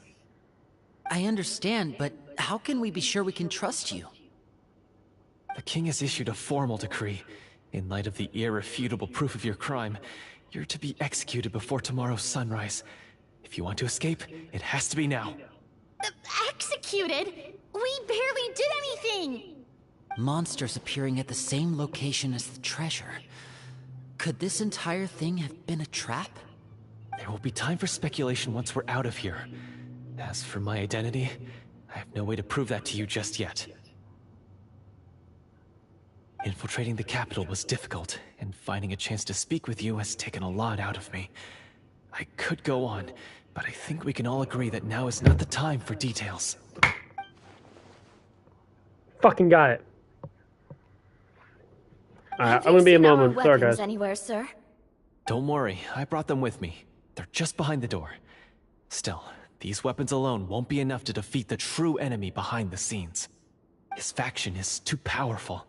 The guards are all under his control, and he's even stationed a number of golems in various rooms throughout the palace. To defeat him, you must find a secret vault. It is said that within that vault, the marechaussee hunters of the past left behind a treasure with the power to defeat the sorcerer. You're not coming with us? No, I'll remain in the dungeons to deal with the guards. I'll try my best to distract them so they don't go after you. As long as my identity is not revealed, I'll be able to aid you when the final battle comes. In that case, please stay safe. Thank you for your concern. I will do my utmost. As for the location of the vault, here, this map should lead you there. Fucking got that flying bitch. I got it. Made my hand feel weird now. Got it. All right, once I open the door, remember to stick close and refrain from making any noise. I'll lead you out of here as quickly as possible. You now have the chance to restore the honor and legacy of the Mara Shosei Hunters. So please, get out there and reclaim what's ours. And be sure to exercise caution. With the help of the guard, you successfully escape the dungeons. Your sense of despair and anxiety both seem to fade as you continue your quest.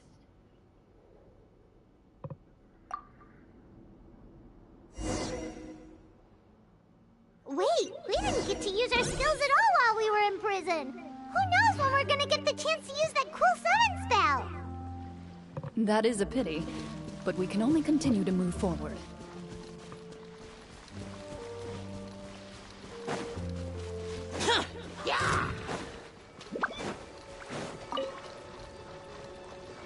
I don't think fighting them is part of the script, so I'm avoiding them.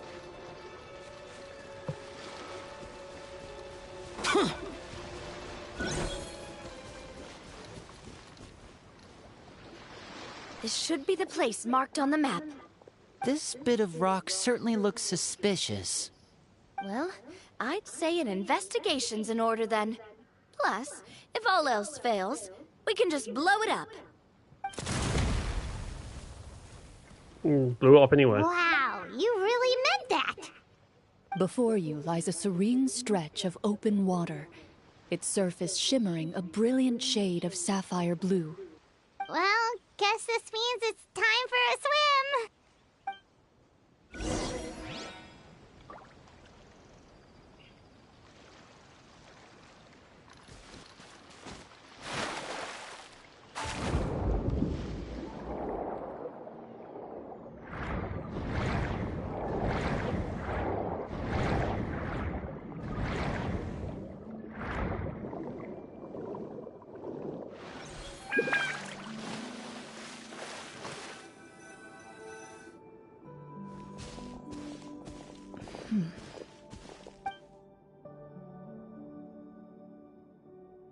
What's the matter? It's nothing. As you step into the cave, you find yourself in an eerily quiet space.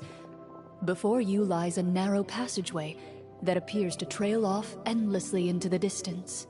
I don't think she's happy with this. I have a feeling Clorinde's got a suspicion that something's gonna happen. Frankly, it wouldn't surprise me, but I guess we'll see.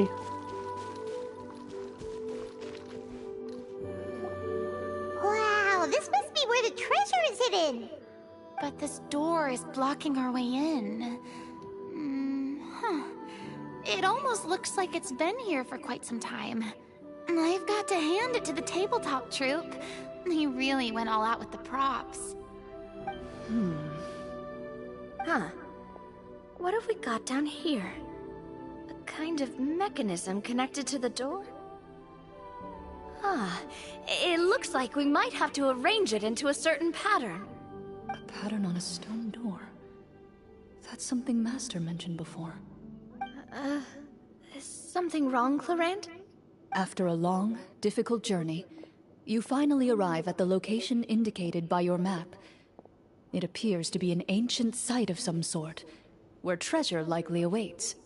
Your surroundings are exceedingly quiet and serene, as if the secret that slumbers here has never once been disturbed. If you listen closely, you can almost convince yourself you can hear the sound of its calm, gentle breathing. That description makes Paimon feel kinda bad for disturbing this place. We're doing this for the sake of the people, to free them from the evil sorcerer. I say it's time for this treasure to once again see the light of day. Linny's right. We need to keep going. The future of the kingdom depends on it. The next part of the story requires us to solve the puzzle, right? Let's start exploring the area. Yes, that should be fine. Something feels off about all this. Guess I'll just have to improvise.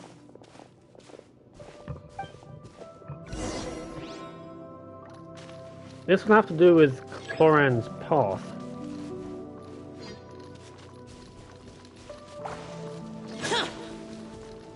Wait for your companions to progress.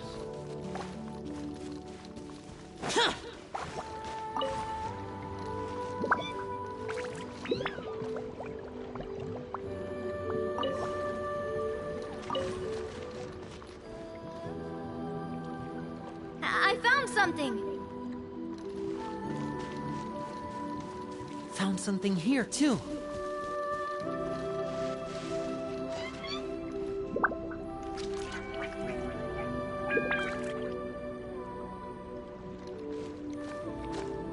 Same here.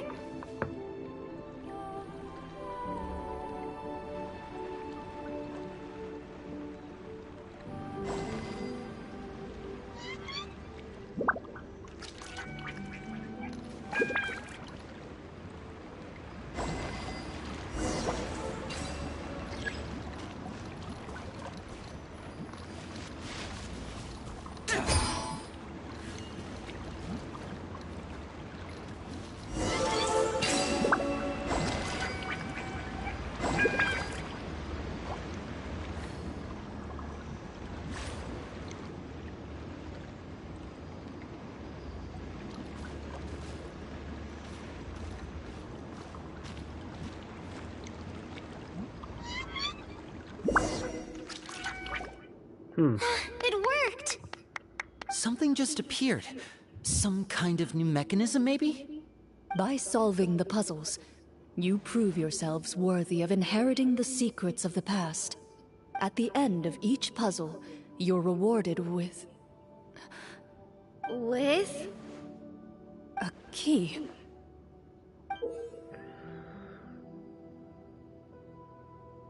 This feels like as if it's getting into Clorinde's path.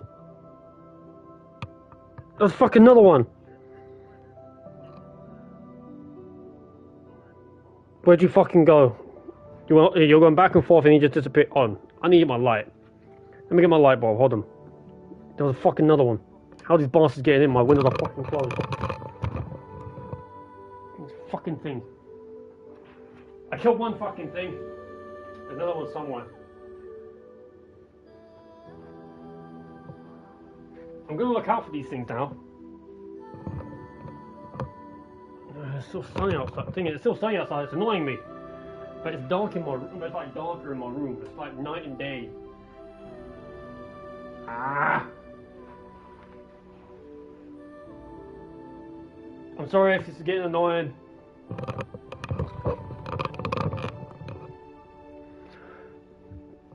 There's the fucking flying things. It's like insects, but I don't know what they are. Oh, it must be the key to the big door. Huh? This is one of the Marechaussee Hunter keys that are passed down from generation to generation. It looks just like the one Master passed down to me. It is said that 4 keys in total are required to form the final, complete key. And it seems like we just collected 3 of them. That must mean... Huh? What's wrong? You hear a few strange noises. Suddenly, all the torches in the ruin go out at once. Huh? What's going on? Did we fall into another trap? For the sake of immersion, please close your eyes, everyone. Without the torches, the space is now completely dark, and you cannot see anything.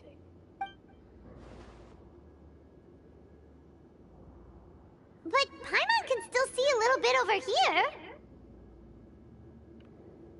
Oh, right. Sorry. Suddenly, you hear the sound of footsteps pierce through the darkness. There's someone else here? Oh, this is so unsettling. I can't see anything. I've been discovered then. Wait, That voice, it's... You recognize the voice as belonging to the guard who led you to this place. It appears he now covets the treasure for himself, and has come to stake his claim. Oh, so this is just part of the script. Then I can probably relax. Well, No. if we can't see anything, that means we can't fight to the fullest of our abilities. Should we retreat for now? Judging by the way he's holding his sword, he must be a real Marechaussee hunter. But this isn't part of the script. Retreat? That's not the hunter way. If it's dark for us, then it's dark for him. We choose to fight. Your choice is noted. Please keep your eyes closed until I tell you the torches have been relit. This battle will be in the dark. You got it! Well then, let us begin.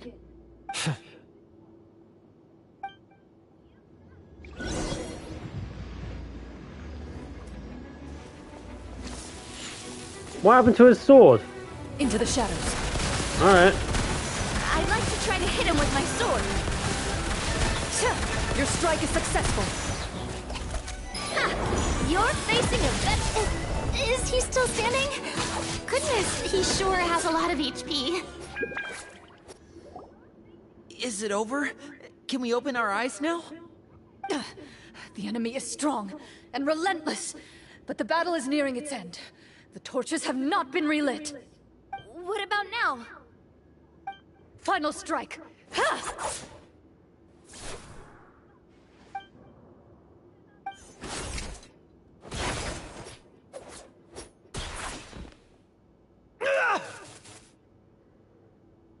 Well, did we get him?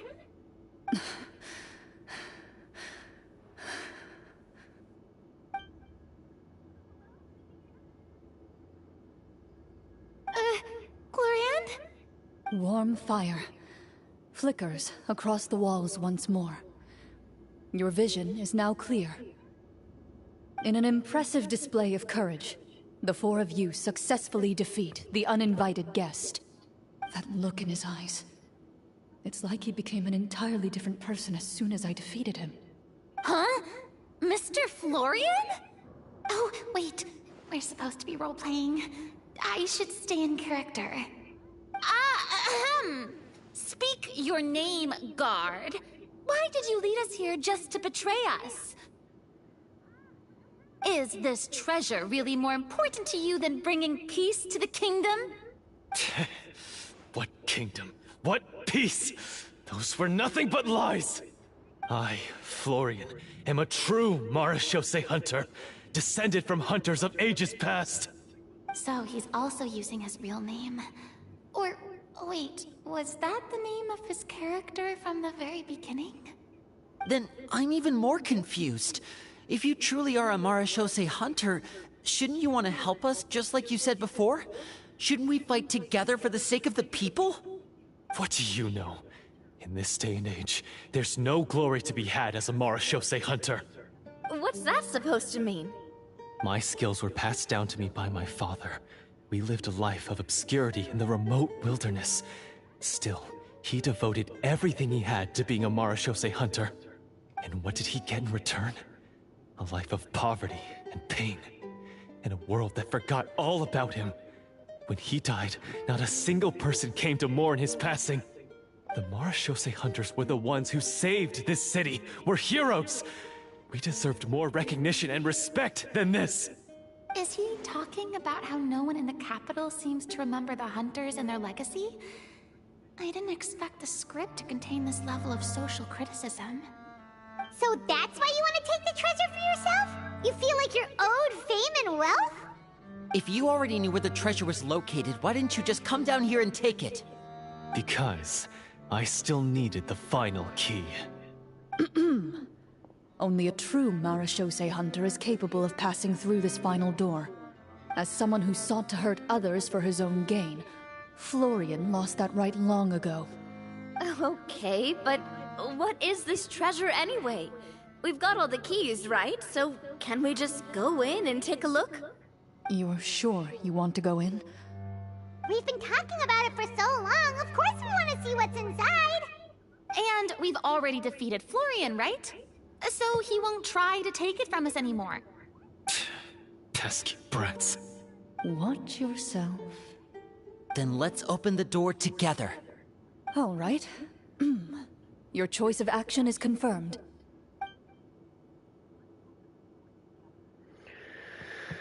Oh.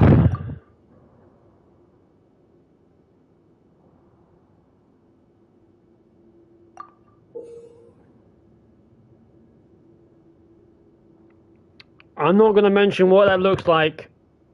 I'm not going to mention it. Before you, the door to the treasure, sealed and undisturbed for more than 100 years, finally swings open. You hear the shrill wail of the door hinge as it rotates for the first time after years of disuse, almost like a sleeping giant letting out an extended yawn. You get the impression that the secrets buried behind this door might be just as heavy as the sound you just heard. It's open! Come on, let's go in! Paimon wants to see what's inside! Ooh, me too! God damn it. Oh, hello. Ugh, uncovering hidden treasure is the most exciting part of adventuring. What do we have here? Uh-huh. A stone tablet? And some shabby weapons? You call this a treasure vault? Looks more like an abandoned warehouse! Maybe the troop ran out of budget at the end? They provided a super immersive experience at the beginning only to drop the ball at the most important part? They could have at least filled this place with cardboard Mora or something! Hush. Wait, I get it now. Paimon, this is the real Marachose Hunter treasure. Huh? This is it? The Marachose Hunter treasure is just a stone slab and some broken swords? I can't believe it. I refuse to believe it!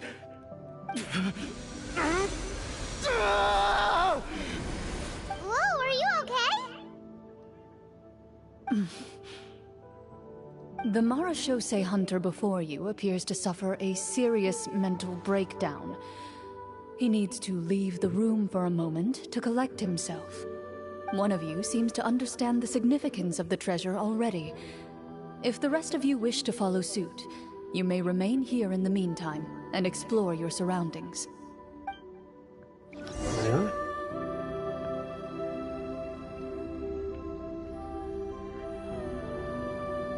I didn't even check what she has. I just had to get into the fight. Absolution. Makes sense, that's her weapon. Fucking noblesse, of course.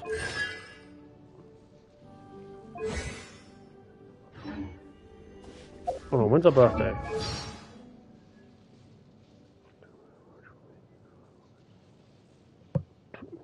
September 20th.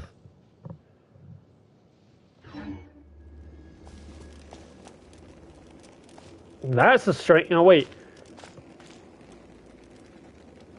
Talk to Florian at a distance.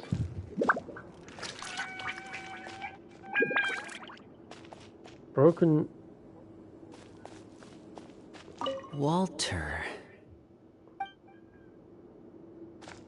What is the treasure supposed to be? Can I get these?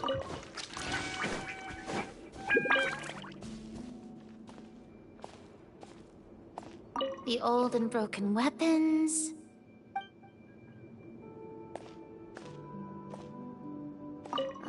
The names on the tablet.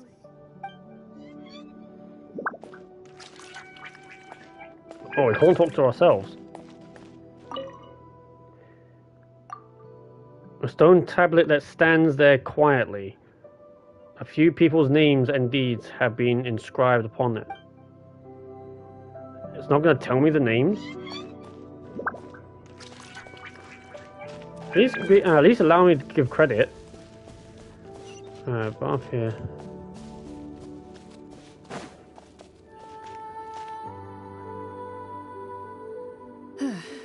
So, how are you doing?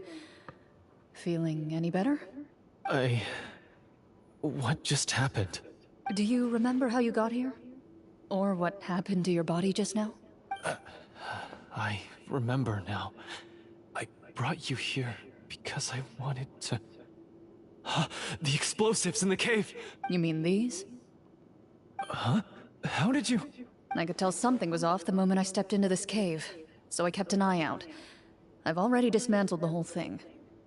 So the strongest champion duelist in all of Fontaine saved the day once again. Guess I shouldn't be surprised. It would seem your skills as a Marechaussee hunter are as sharp as ever. I deserve some answers, don't you think? Tell me why you wanted to lure me here. Everything you said earlier sounded like the truth. Luckily, your monologue was dramatic enough to convince my friends you were just role-playing. I don't know. I just always felt like there was something in my heart that didn't belong to me. Something agitated and angry. Who knows? Maybe it was my own anger all along. I could never really tell. The feelings about my father and the other Marechaussee hunters are real. It just wasn't fair. I was angry, bitter that no one remembered them or praised their accomplishments. I don't know when it started, but at some point, my anger came to completely consume me. At that point, I remembered the legend my father used to tell me. The one about the treasure. But if the treasure was all you cared about, why plant all those explosives? Wouldn't they just destroy the treasure and bury you along with it? I can't remember. My head is a mess. It felt like there was this voice telling me to eliminate the hunters, but now it's gone. From your description, I suspect you were dealing with a devorator. Devorator? Oh, your master... your father, I mean, never talked about it? It was a kind of monster that was active several centuries ago. No, I've heard of it. I'm just not sure why you suddenly... Wait, it can't be. The seal! The seal? My family has served as Marechaussee hunters for many generations. But the title and swordsmanship weren't the only things passed down over our line. There was a seal as well. My father instructed me to always watch over that seal and maintain it regularly. He said it had been passed down over a truly ancient age, and protecting it was our clan's most important duty. But I neglected that duty after he died. I finally decided to come down and check on it one day, and that's where my memories become fuzzy. The Devorator would be a formidable adversary for any mortal being, even ones as capable as the Hunters. If you lacked the power to completely destroy it, you could easily fall prey to its influence and corruption. In light of this, some Marechaussee hunters chose to seal the Devorator away, in the hopes that a permanent solution would come with the passage of time. I heard it has the power to amplify the obsessions and desires in people's hearts, to the point where they overtake you entirely. It would seem I'm not just lacking in skill with a blade, but in mental fortitude as well. And yet, you were able to retrieve 3 of the 4 keys. If I remember correctly, each was entrusted to a respected and capable hunter. How did you manage it? One of them belonged to my father. The second I stole from a different hunter. And the third... was one that I snatched while the person was on the way home from the tavern. I nearly died in that alley. I know just how strong you are. It's as clear as day to everyone in Fontaine. I observed you from dusk to dawn, but could never find any opportunity to sneak up on you. I never even saw you drink a single glass of liquor. The only way I could think to obtain that last key was to lure you here using your hobby, and then... Oh, I get it now. That monster, it wanted to bury you here alongside the treasure. I won't comment on anything else, but the script was good. Well, I did pour my heart and soul into it. The stories my father used to tell me about the glory of the heroic Marechaussee hunters and how they came to be forgotten. It's more than just a story. Huh? You're proud to be a hunter. You're still holding onto that part of yourself, no matter how small. I have done so many despicable things. I have nothing to be proud of. Then explain the purpose of the evil sorcerer in your story. Isn't he the true antagonist? The one who sought nothing but his own gain, and used the people as pawns to attain it? In your heart of hearts, he was the one you truly wanted to defeat. But I've already tainted my sword. I no longer have any right to... Wake up, Florian. Remember how you introduced yourself earlier. Do you really think the hunters acted out of a desire for honor and glory? Or to be loved and acknowledged by the people?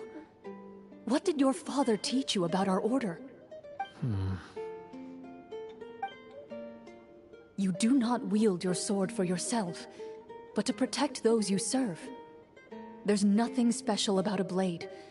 It's the intentions of the wielder that matter above all else. Do you still not understand? Even after seeing the treasure for yourself?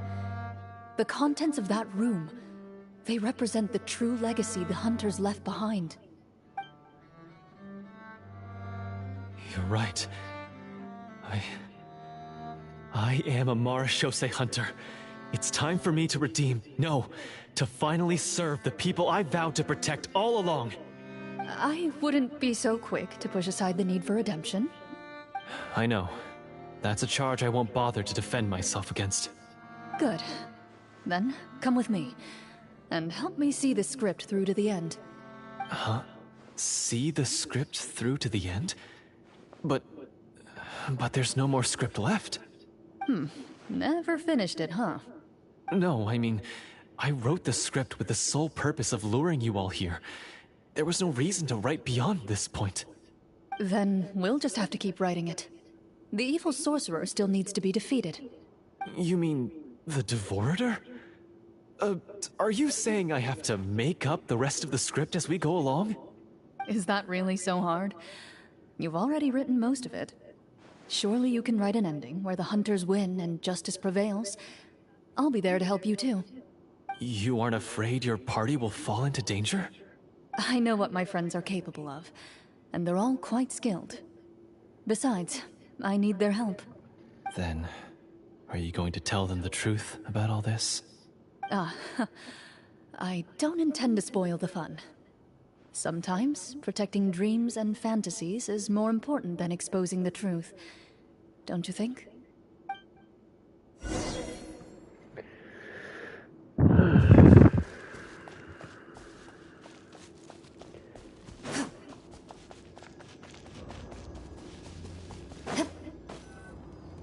Interesting.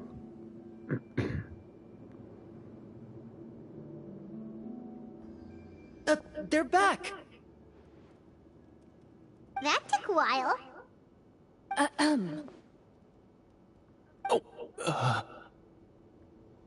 Ahem! My fellow Marashose hunters, please forgive me, for I have sinned. Tone it down. Sorry. After crossing swords with you and witnessing your courage in battle, I've rediscovered my true self and regained my pride as a Marashose hunter. Oh, do I smell a redemption arc? I confess, I was brainwashed by the evil sorcerer. He asked me to lure you here so he could bury you in this cave. That little... Wait, you're saying all of that wasn't you, but the evil sorcerer? That's right. He's adept at manipulating the hearts and minds of the people. I fell under his influence because I did not possess a strong enough sense of will. Huh. And how are you going to prove that you're a changed man? We're not going to fall for the same trap twice. To be perfectly honest, I only came to my senses after seeing the treasure. It reminded me of my father's past teachings. The treasure was actually... The names of all the Marashose hunters from ages past and their weapons?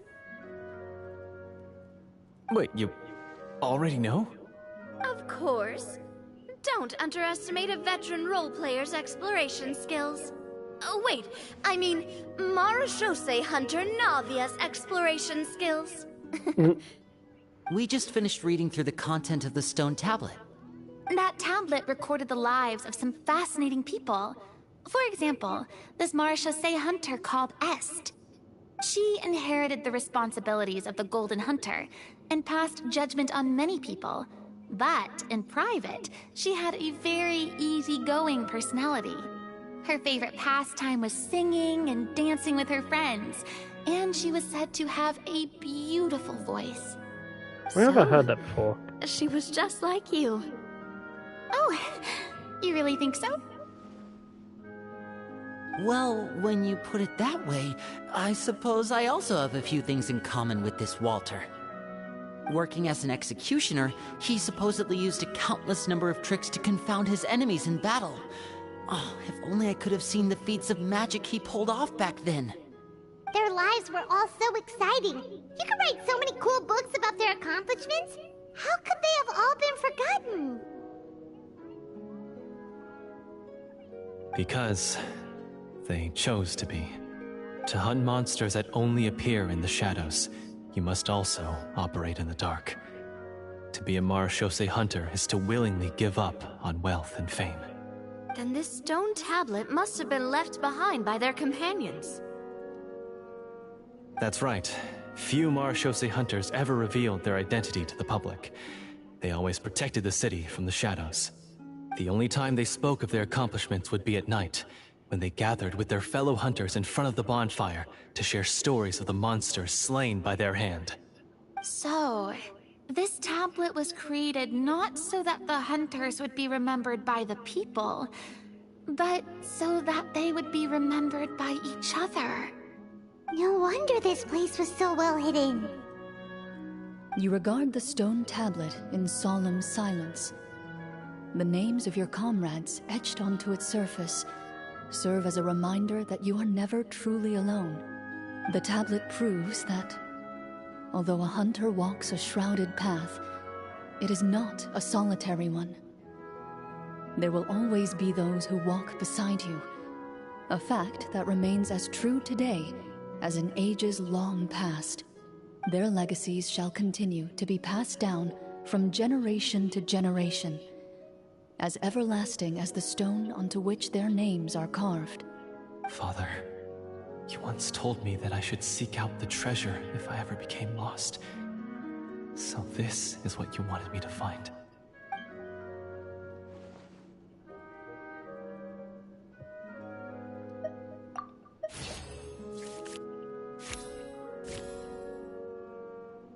His eyes are sincere, and his words ring true. You can tell that every word he spoke just now came from the bottom of his heart. I implore you, everyone, please give me a chance to make up for all I've done. Allow me to fight alongside you and defeat the evil sorcerer that threatens the peace and prosperity of everyone in this kingdom.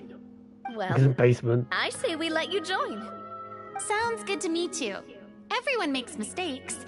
What matters is what you do to make up for them. I have no objections, but Mr. Florian, do you even know how to defeat the evil sorcerer? When he took over my mind, I gained some insight into his thoughts. Every time I thought of the treasure, he reacted with a strong sense of fear. Huh? He's afraid of the treasure? But there's nothing here except some broken weapons in the stone tablet. What if the secret's hidden inside these weapons? GM, permission to investigate.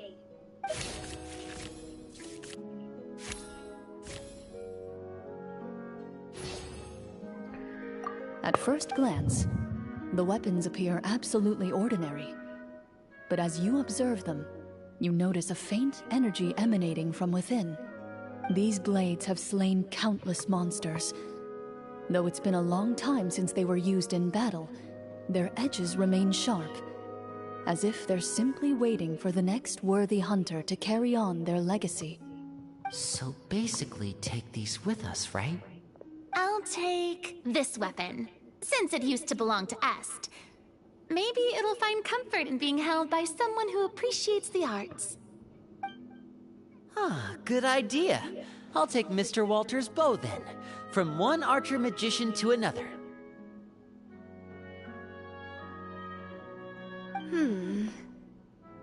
Paimon's gonna pick a cool weapon too!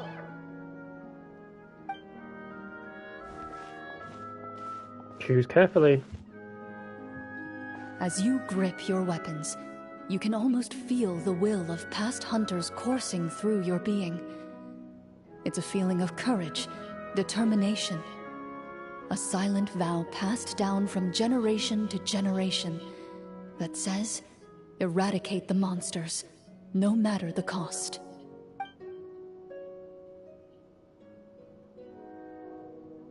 Mr. Florian, do you know where to find the evil sorcerer? I was able to see his surroundings when our minds were connected. I believe he's currently hiding out at the church in the kingdom. We must be extremely careful. He's spent so long living among monsters that he's now taken the form of one. He will not be easily defeated. Then why don't we explore some more and try to find some higher level gear? We don't want to just fight him and lose, right? Oh, No, we have to strike now. He was greatly weakened when I managed to break out of his control. If we let him rest, he might have time to escape. I agree with Mr. Florian. We've got to act while we have the advantage. Don't forget, the people of the capital are counting on us. Yeah, now that we've got a plan, there's no point in waiting. The longer this drags on, the worse it will be for everybody. Yes, that's what's called... Yes, that's exactly right. Alright, you've persuaded Paimon. Mr. Florian, please, lead the way. Of course. Follow me. He had to set up so many scenes today, and now he has to join in for this last part. I really don't envy his job. Finally, you decide to slay the evil sorcerer and bring peace back to the kingdom once and for all. As you walk away, you feel the gaze of the stone tablet at your back, as if all the hunters of the past are wishing you success in the battle ahead and awaiting your triumphant return.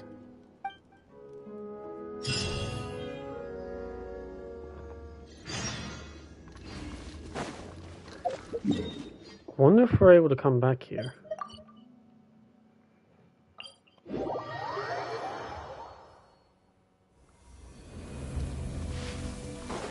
And the issue is, I've just got to remember where it is. I've lost it already. I know, it's like way up here. I'll see if I can find it later. I'll test my memory at the end of the stream.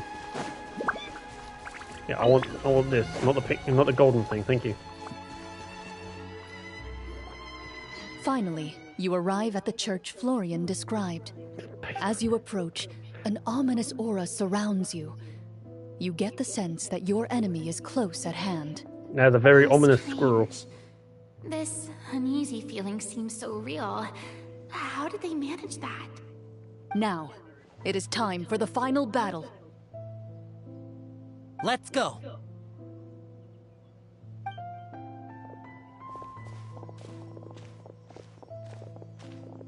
Florian, wait. What's wrong? I think you should wait outside. You've already been corrupted by the Devorator once. It could easily re-enter your mind and take control of your body. I don't think it's a good idea for you to be this close. If it corrupts you again, it's possible you might take on a new form entirely. That's exactly why I have to go. Why I should be at the very front. You mean... Yes. I intend to lure it into my body. That's too risky. If things get out of hand, I might have to kill you. Do you understand how dangerous this is? I understand, but if I do this, you'll have a clear and visible target.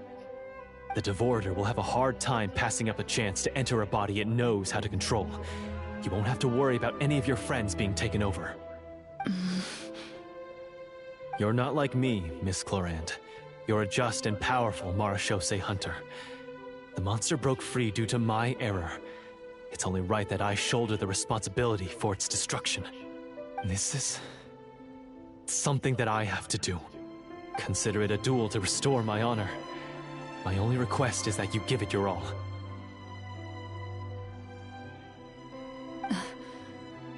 I understand.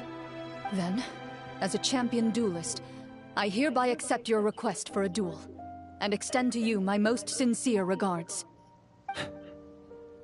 Thank you. The battle is now upon us. Let the Devorator once again tremble under the blade of the Marechaussee hunters.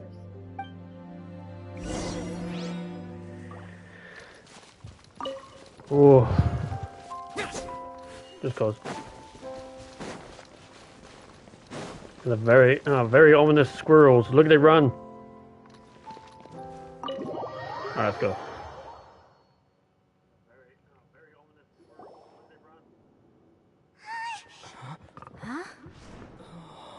Oh shit.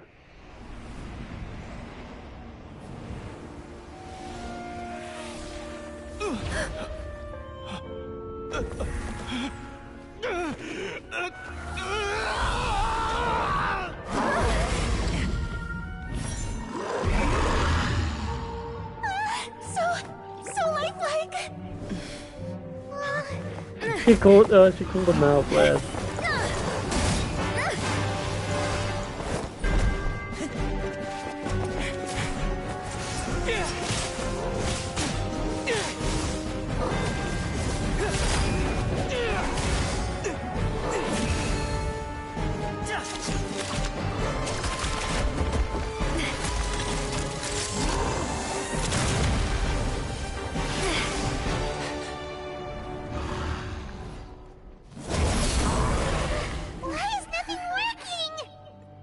This foe is not invincible.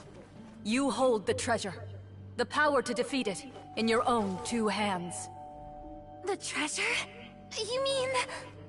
the names. It's the Marechaussee hunters' names. How are we supposed to... You forget, Paimon? There's still one skill we saved until the very end. Hunters fight not for fame, but to aid the people whenever they are summoned. Walter the Marechaussee Hunter, master of 1,000 tricks, executioner of the Phantom Hunters, I call for aid! Est, the Marechaussee Hunter, inheritor of Cassiodor's will, judge of the Shadow Hunters. Answer my call!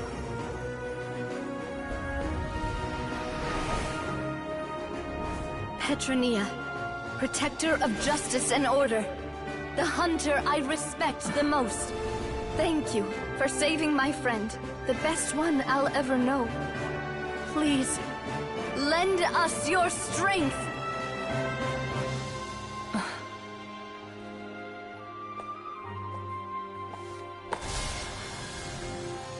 We have come to answer your summons.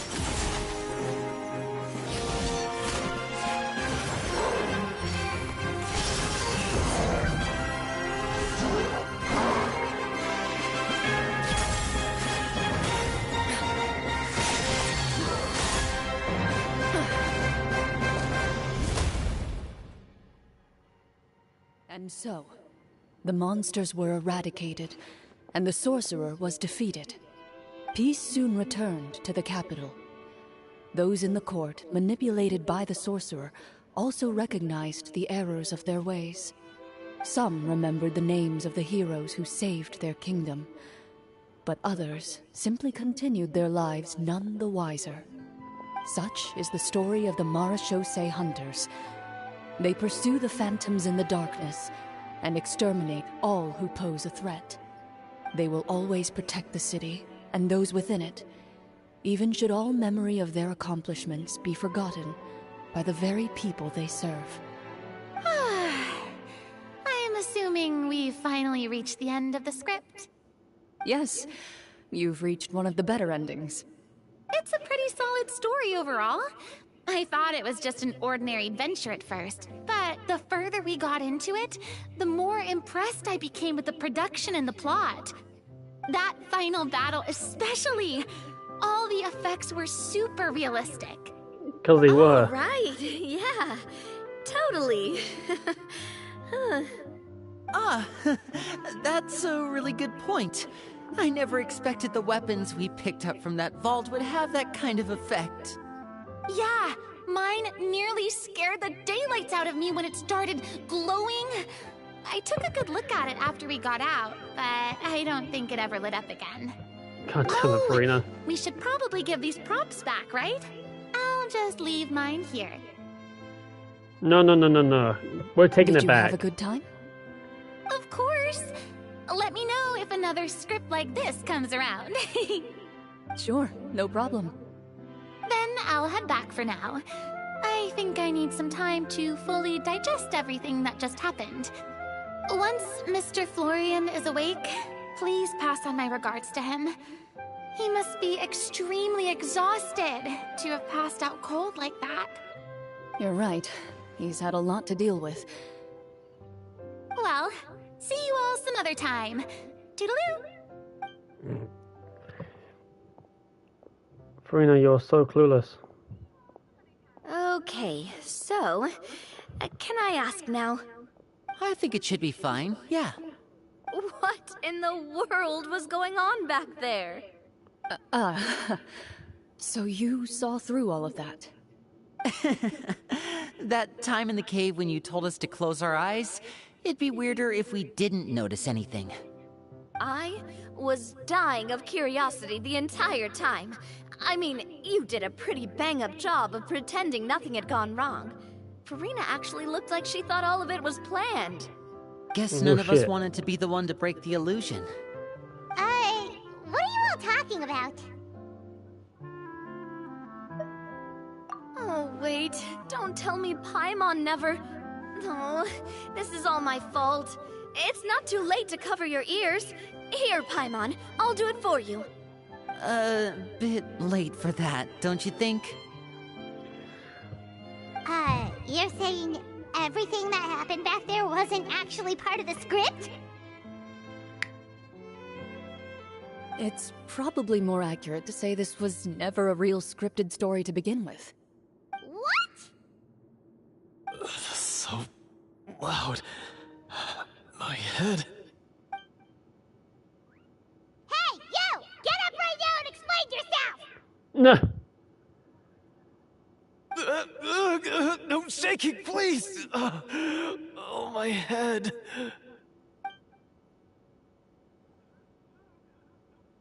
Did Paimon just hear that right? You guys made up that whole last part on the spot? It's not nice to lie to people, but Paimon's gotta admit, that was a really good story, Florian. Oh, and nice improvisation, Clorinde! Yeah, it was like watching a magician improvise a spectacular magic trick after forgetting an important prop.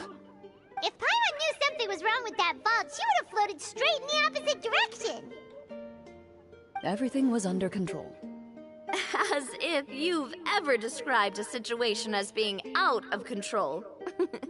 I'm pretty sure any situation you consider to be easy to handle would scare a reasonable person half to death.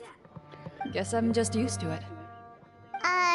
You must run into a lot of unexpected situations then.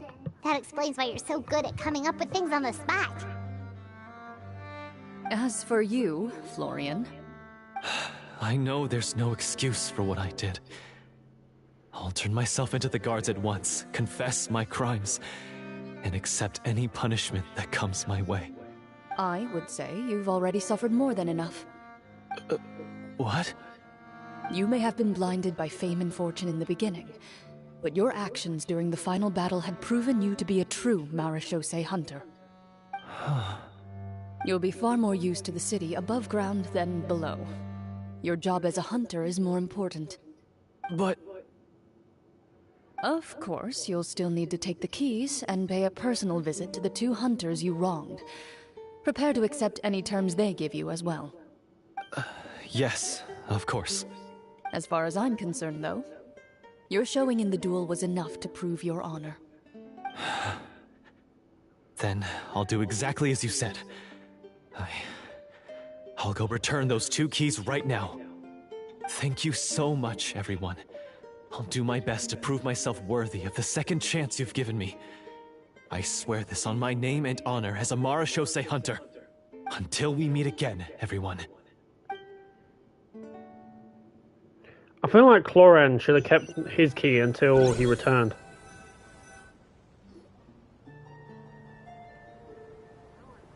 Just me? Speaking of Marashose hunters, what should we do about the treasure in that cave? Leave it be. Are you sure? We could show it to people, make it so that the hunters are remembered. Don't you want that? No. Every name on that tablet made the same choice. All hunters know what the path entails. I am no exception. My identity as a Marashose hunter is not something I need people to remember. I wish only to be recognized as a champion duelist. Nothing more. That's certainly very different from the path of a magician. Still, I admire your decision. Wait! I just remembered something. If there were no special effects involved, why did our weapons begin to glow during the battle? That's because the Marashose hunters of ages past would often imbue their weapons with special enchantments to suppress the monsters. Whenever a monster was nearby, their weapons would start to glow. Oh, so that's why they had an effect on that guy near the end. I really thought the summons were doing all the work. Well, I'm sure the summons were a part of it too. Oh? How so? This particular devorator probably hailed from the same era as the hunters we saw in the room. The names you recited all belonged to the bravest hunters. Countless monsters fell to their blades. That's likely why the devorator visibly reacted when you said them out loud. So the names held the power all along!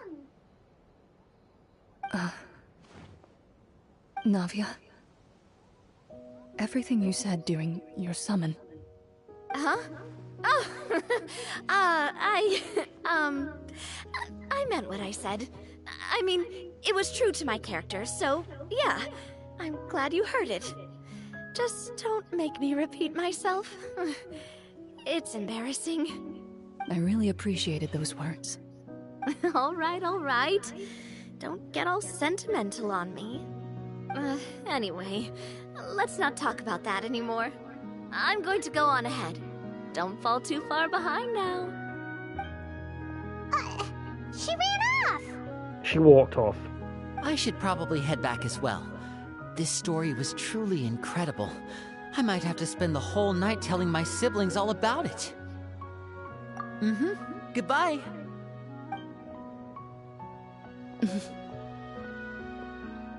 Traveler, should your name and deeds be forgotten, what do you think the significance of your journey will be?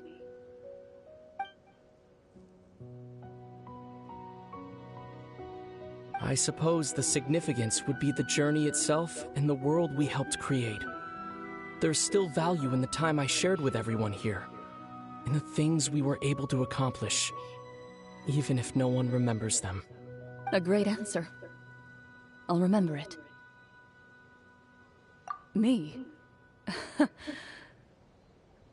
The Marashose hunter says nothing in response to that question. Perhaps her answer lies in her silence. An unspoken vow left to echo through the night. The path she walks needs no explanation. Fuck's sake, you just had to do that shit, didn't you?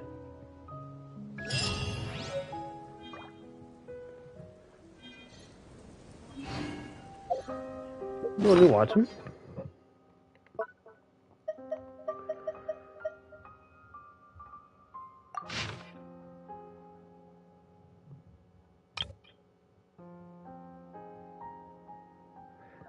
That's cool.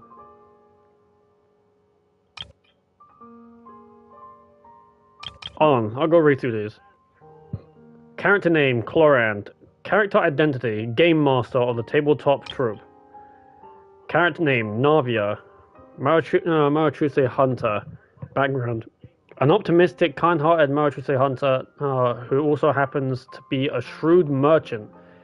She has a quick wit and is exceptionally eloquent. Persuasion, investigation, and summon. Character name, Farina. Character identity, as a hunter. A hunter with a beautiful singing voice and a deep grounding in the arts. Capable of moving people to their very core through the power of performance. Deep down, she yearns that someday she might become a performing artist in a more peaceful era. Character skills being art, performance, and a summon. Every character has a summon. I've got to keep that in mind. Character name, Linny. And being a hunter. The adopted son of a hunter. His experience of roaming the streets as a child has taught him some key survival skills. Stealth and sleight of hand. And my name. I wonder if... alright, so if I change my name, would that actually change in the book? That's something I might check. Alright, so me, as a hunter. A kind, upstanding hunter. You introduce yourself to your companions with the following words. I've been studying medicine ever since I was a child. I want to do my best to eradicate these monsters and use what I've learned to heal others. Medicine and insight. Character, Paimon. The hunter's good friend. Not much more, but she's the hunter's good friend. Okay. Follows the hunter around in the capacity of best friend and guide. Doesn't even get a skill of summon, bless her. Alright, so I'm gonna check. I'm gonna change name. There we go. So I'm gonna do this. I'm literally just taking away the A. I want to see if it changes in the book. It does. Okay, that makes sense. But also, I feel like it would have made more sense to leave it as was.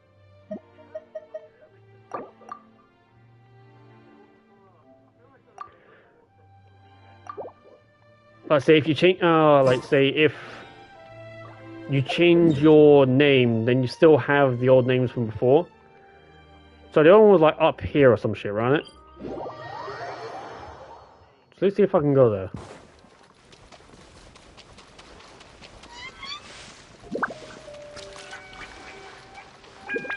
Alright, so it was to the right of that. So I remember running around here. There. Can I actually go there?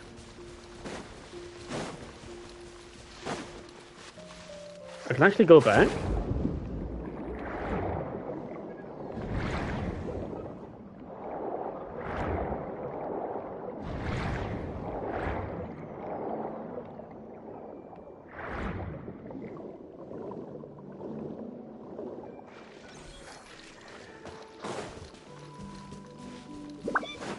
Because I might actually keep this place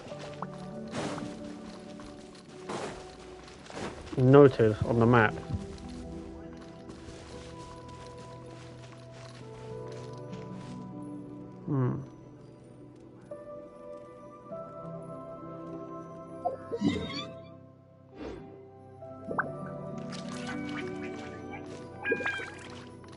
What's this?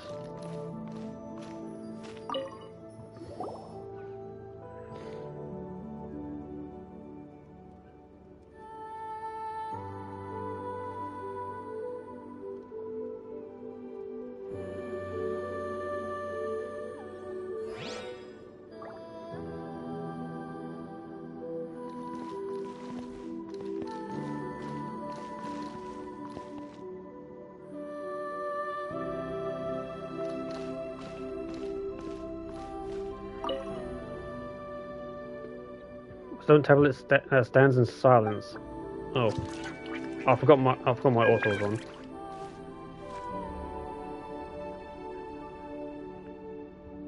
Wasn't that a lovely end?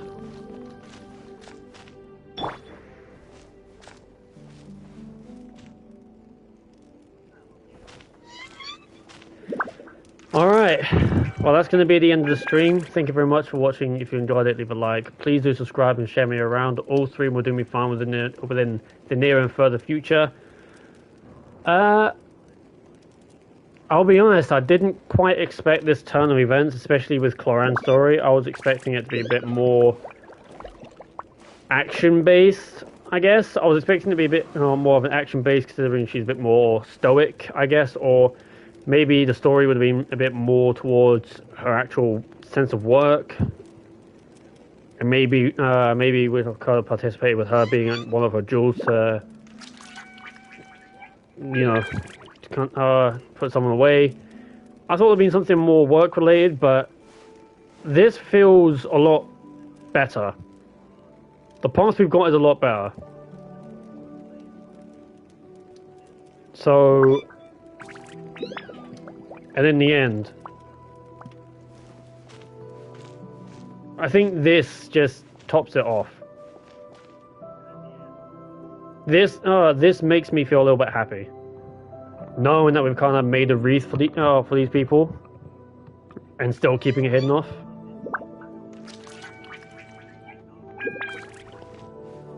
It feels better.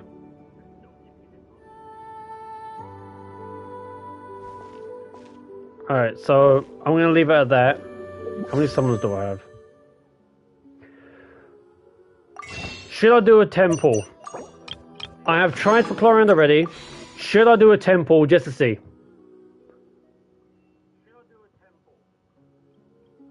Whether you're paying, no, whether whoever's watching is paying attention.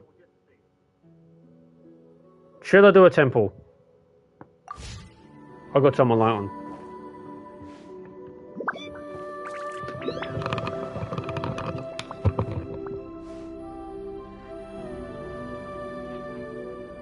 Onwards. We have work to do.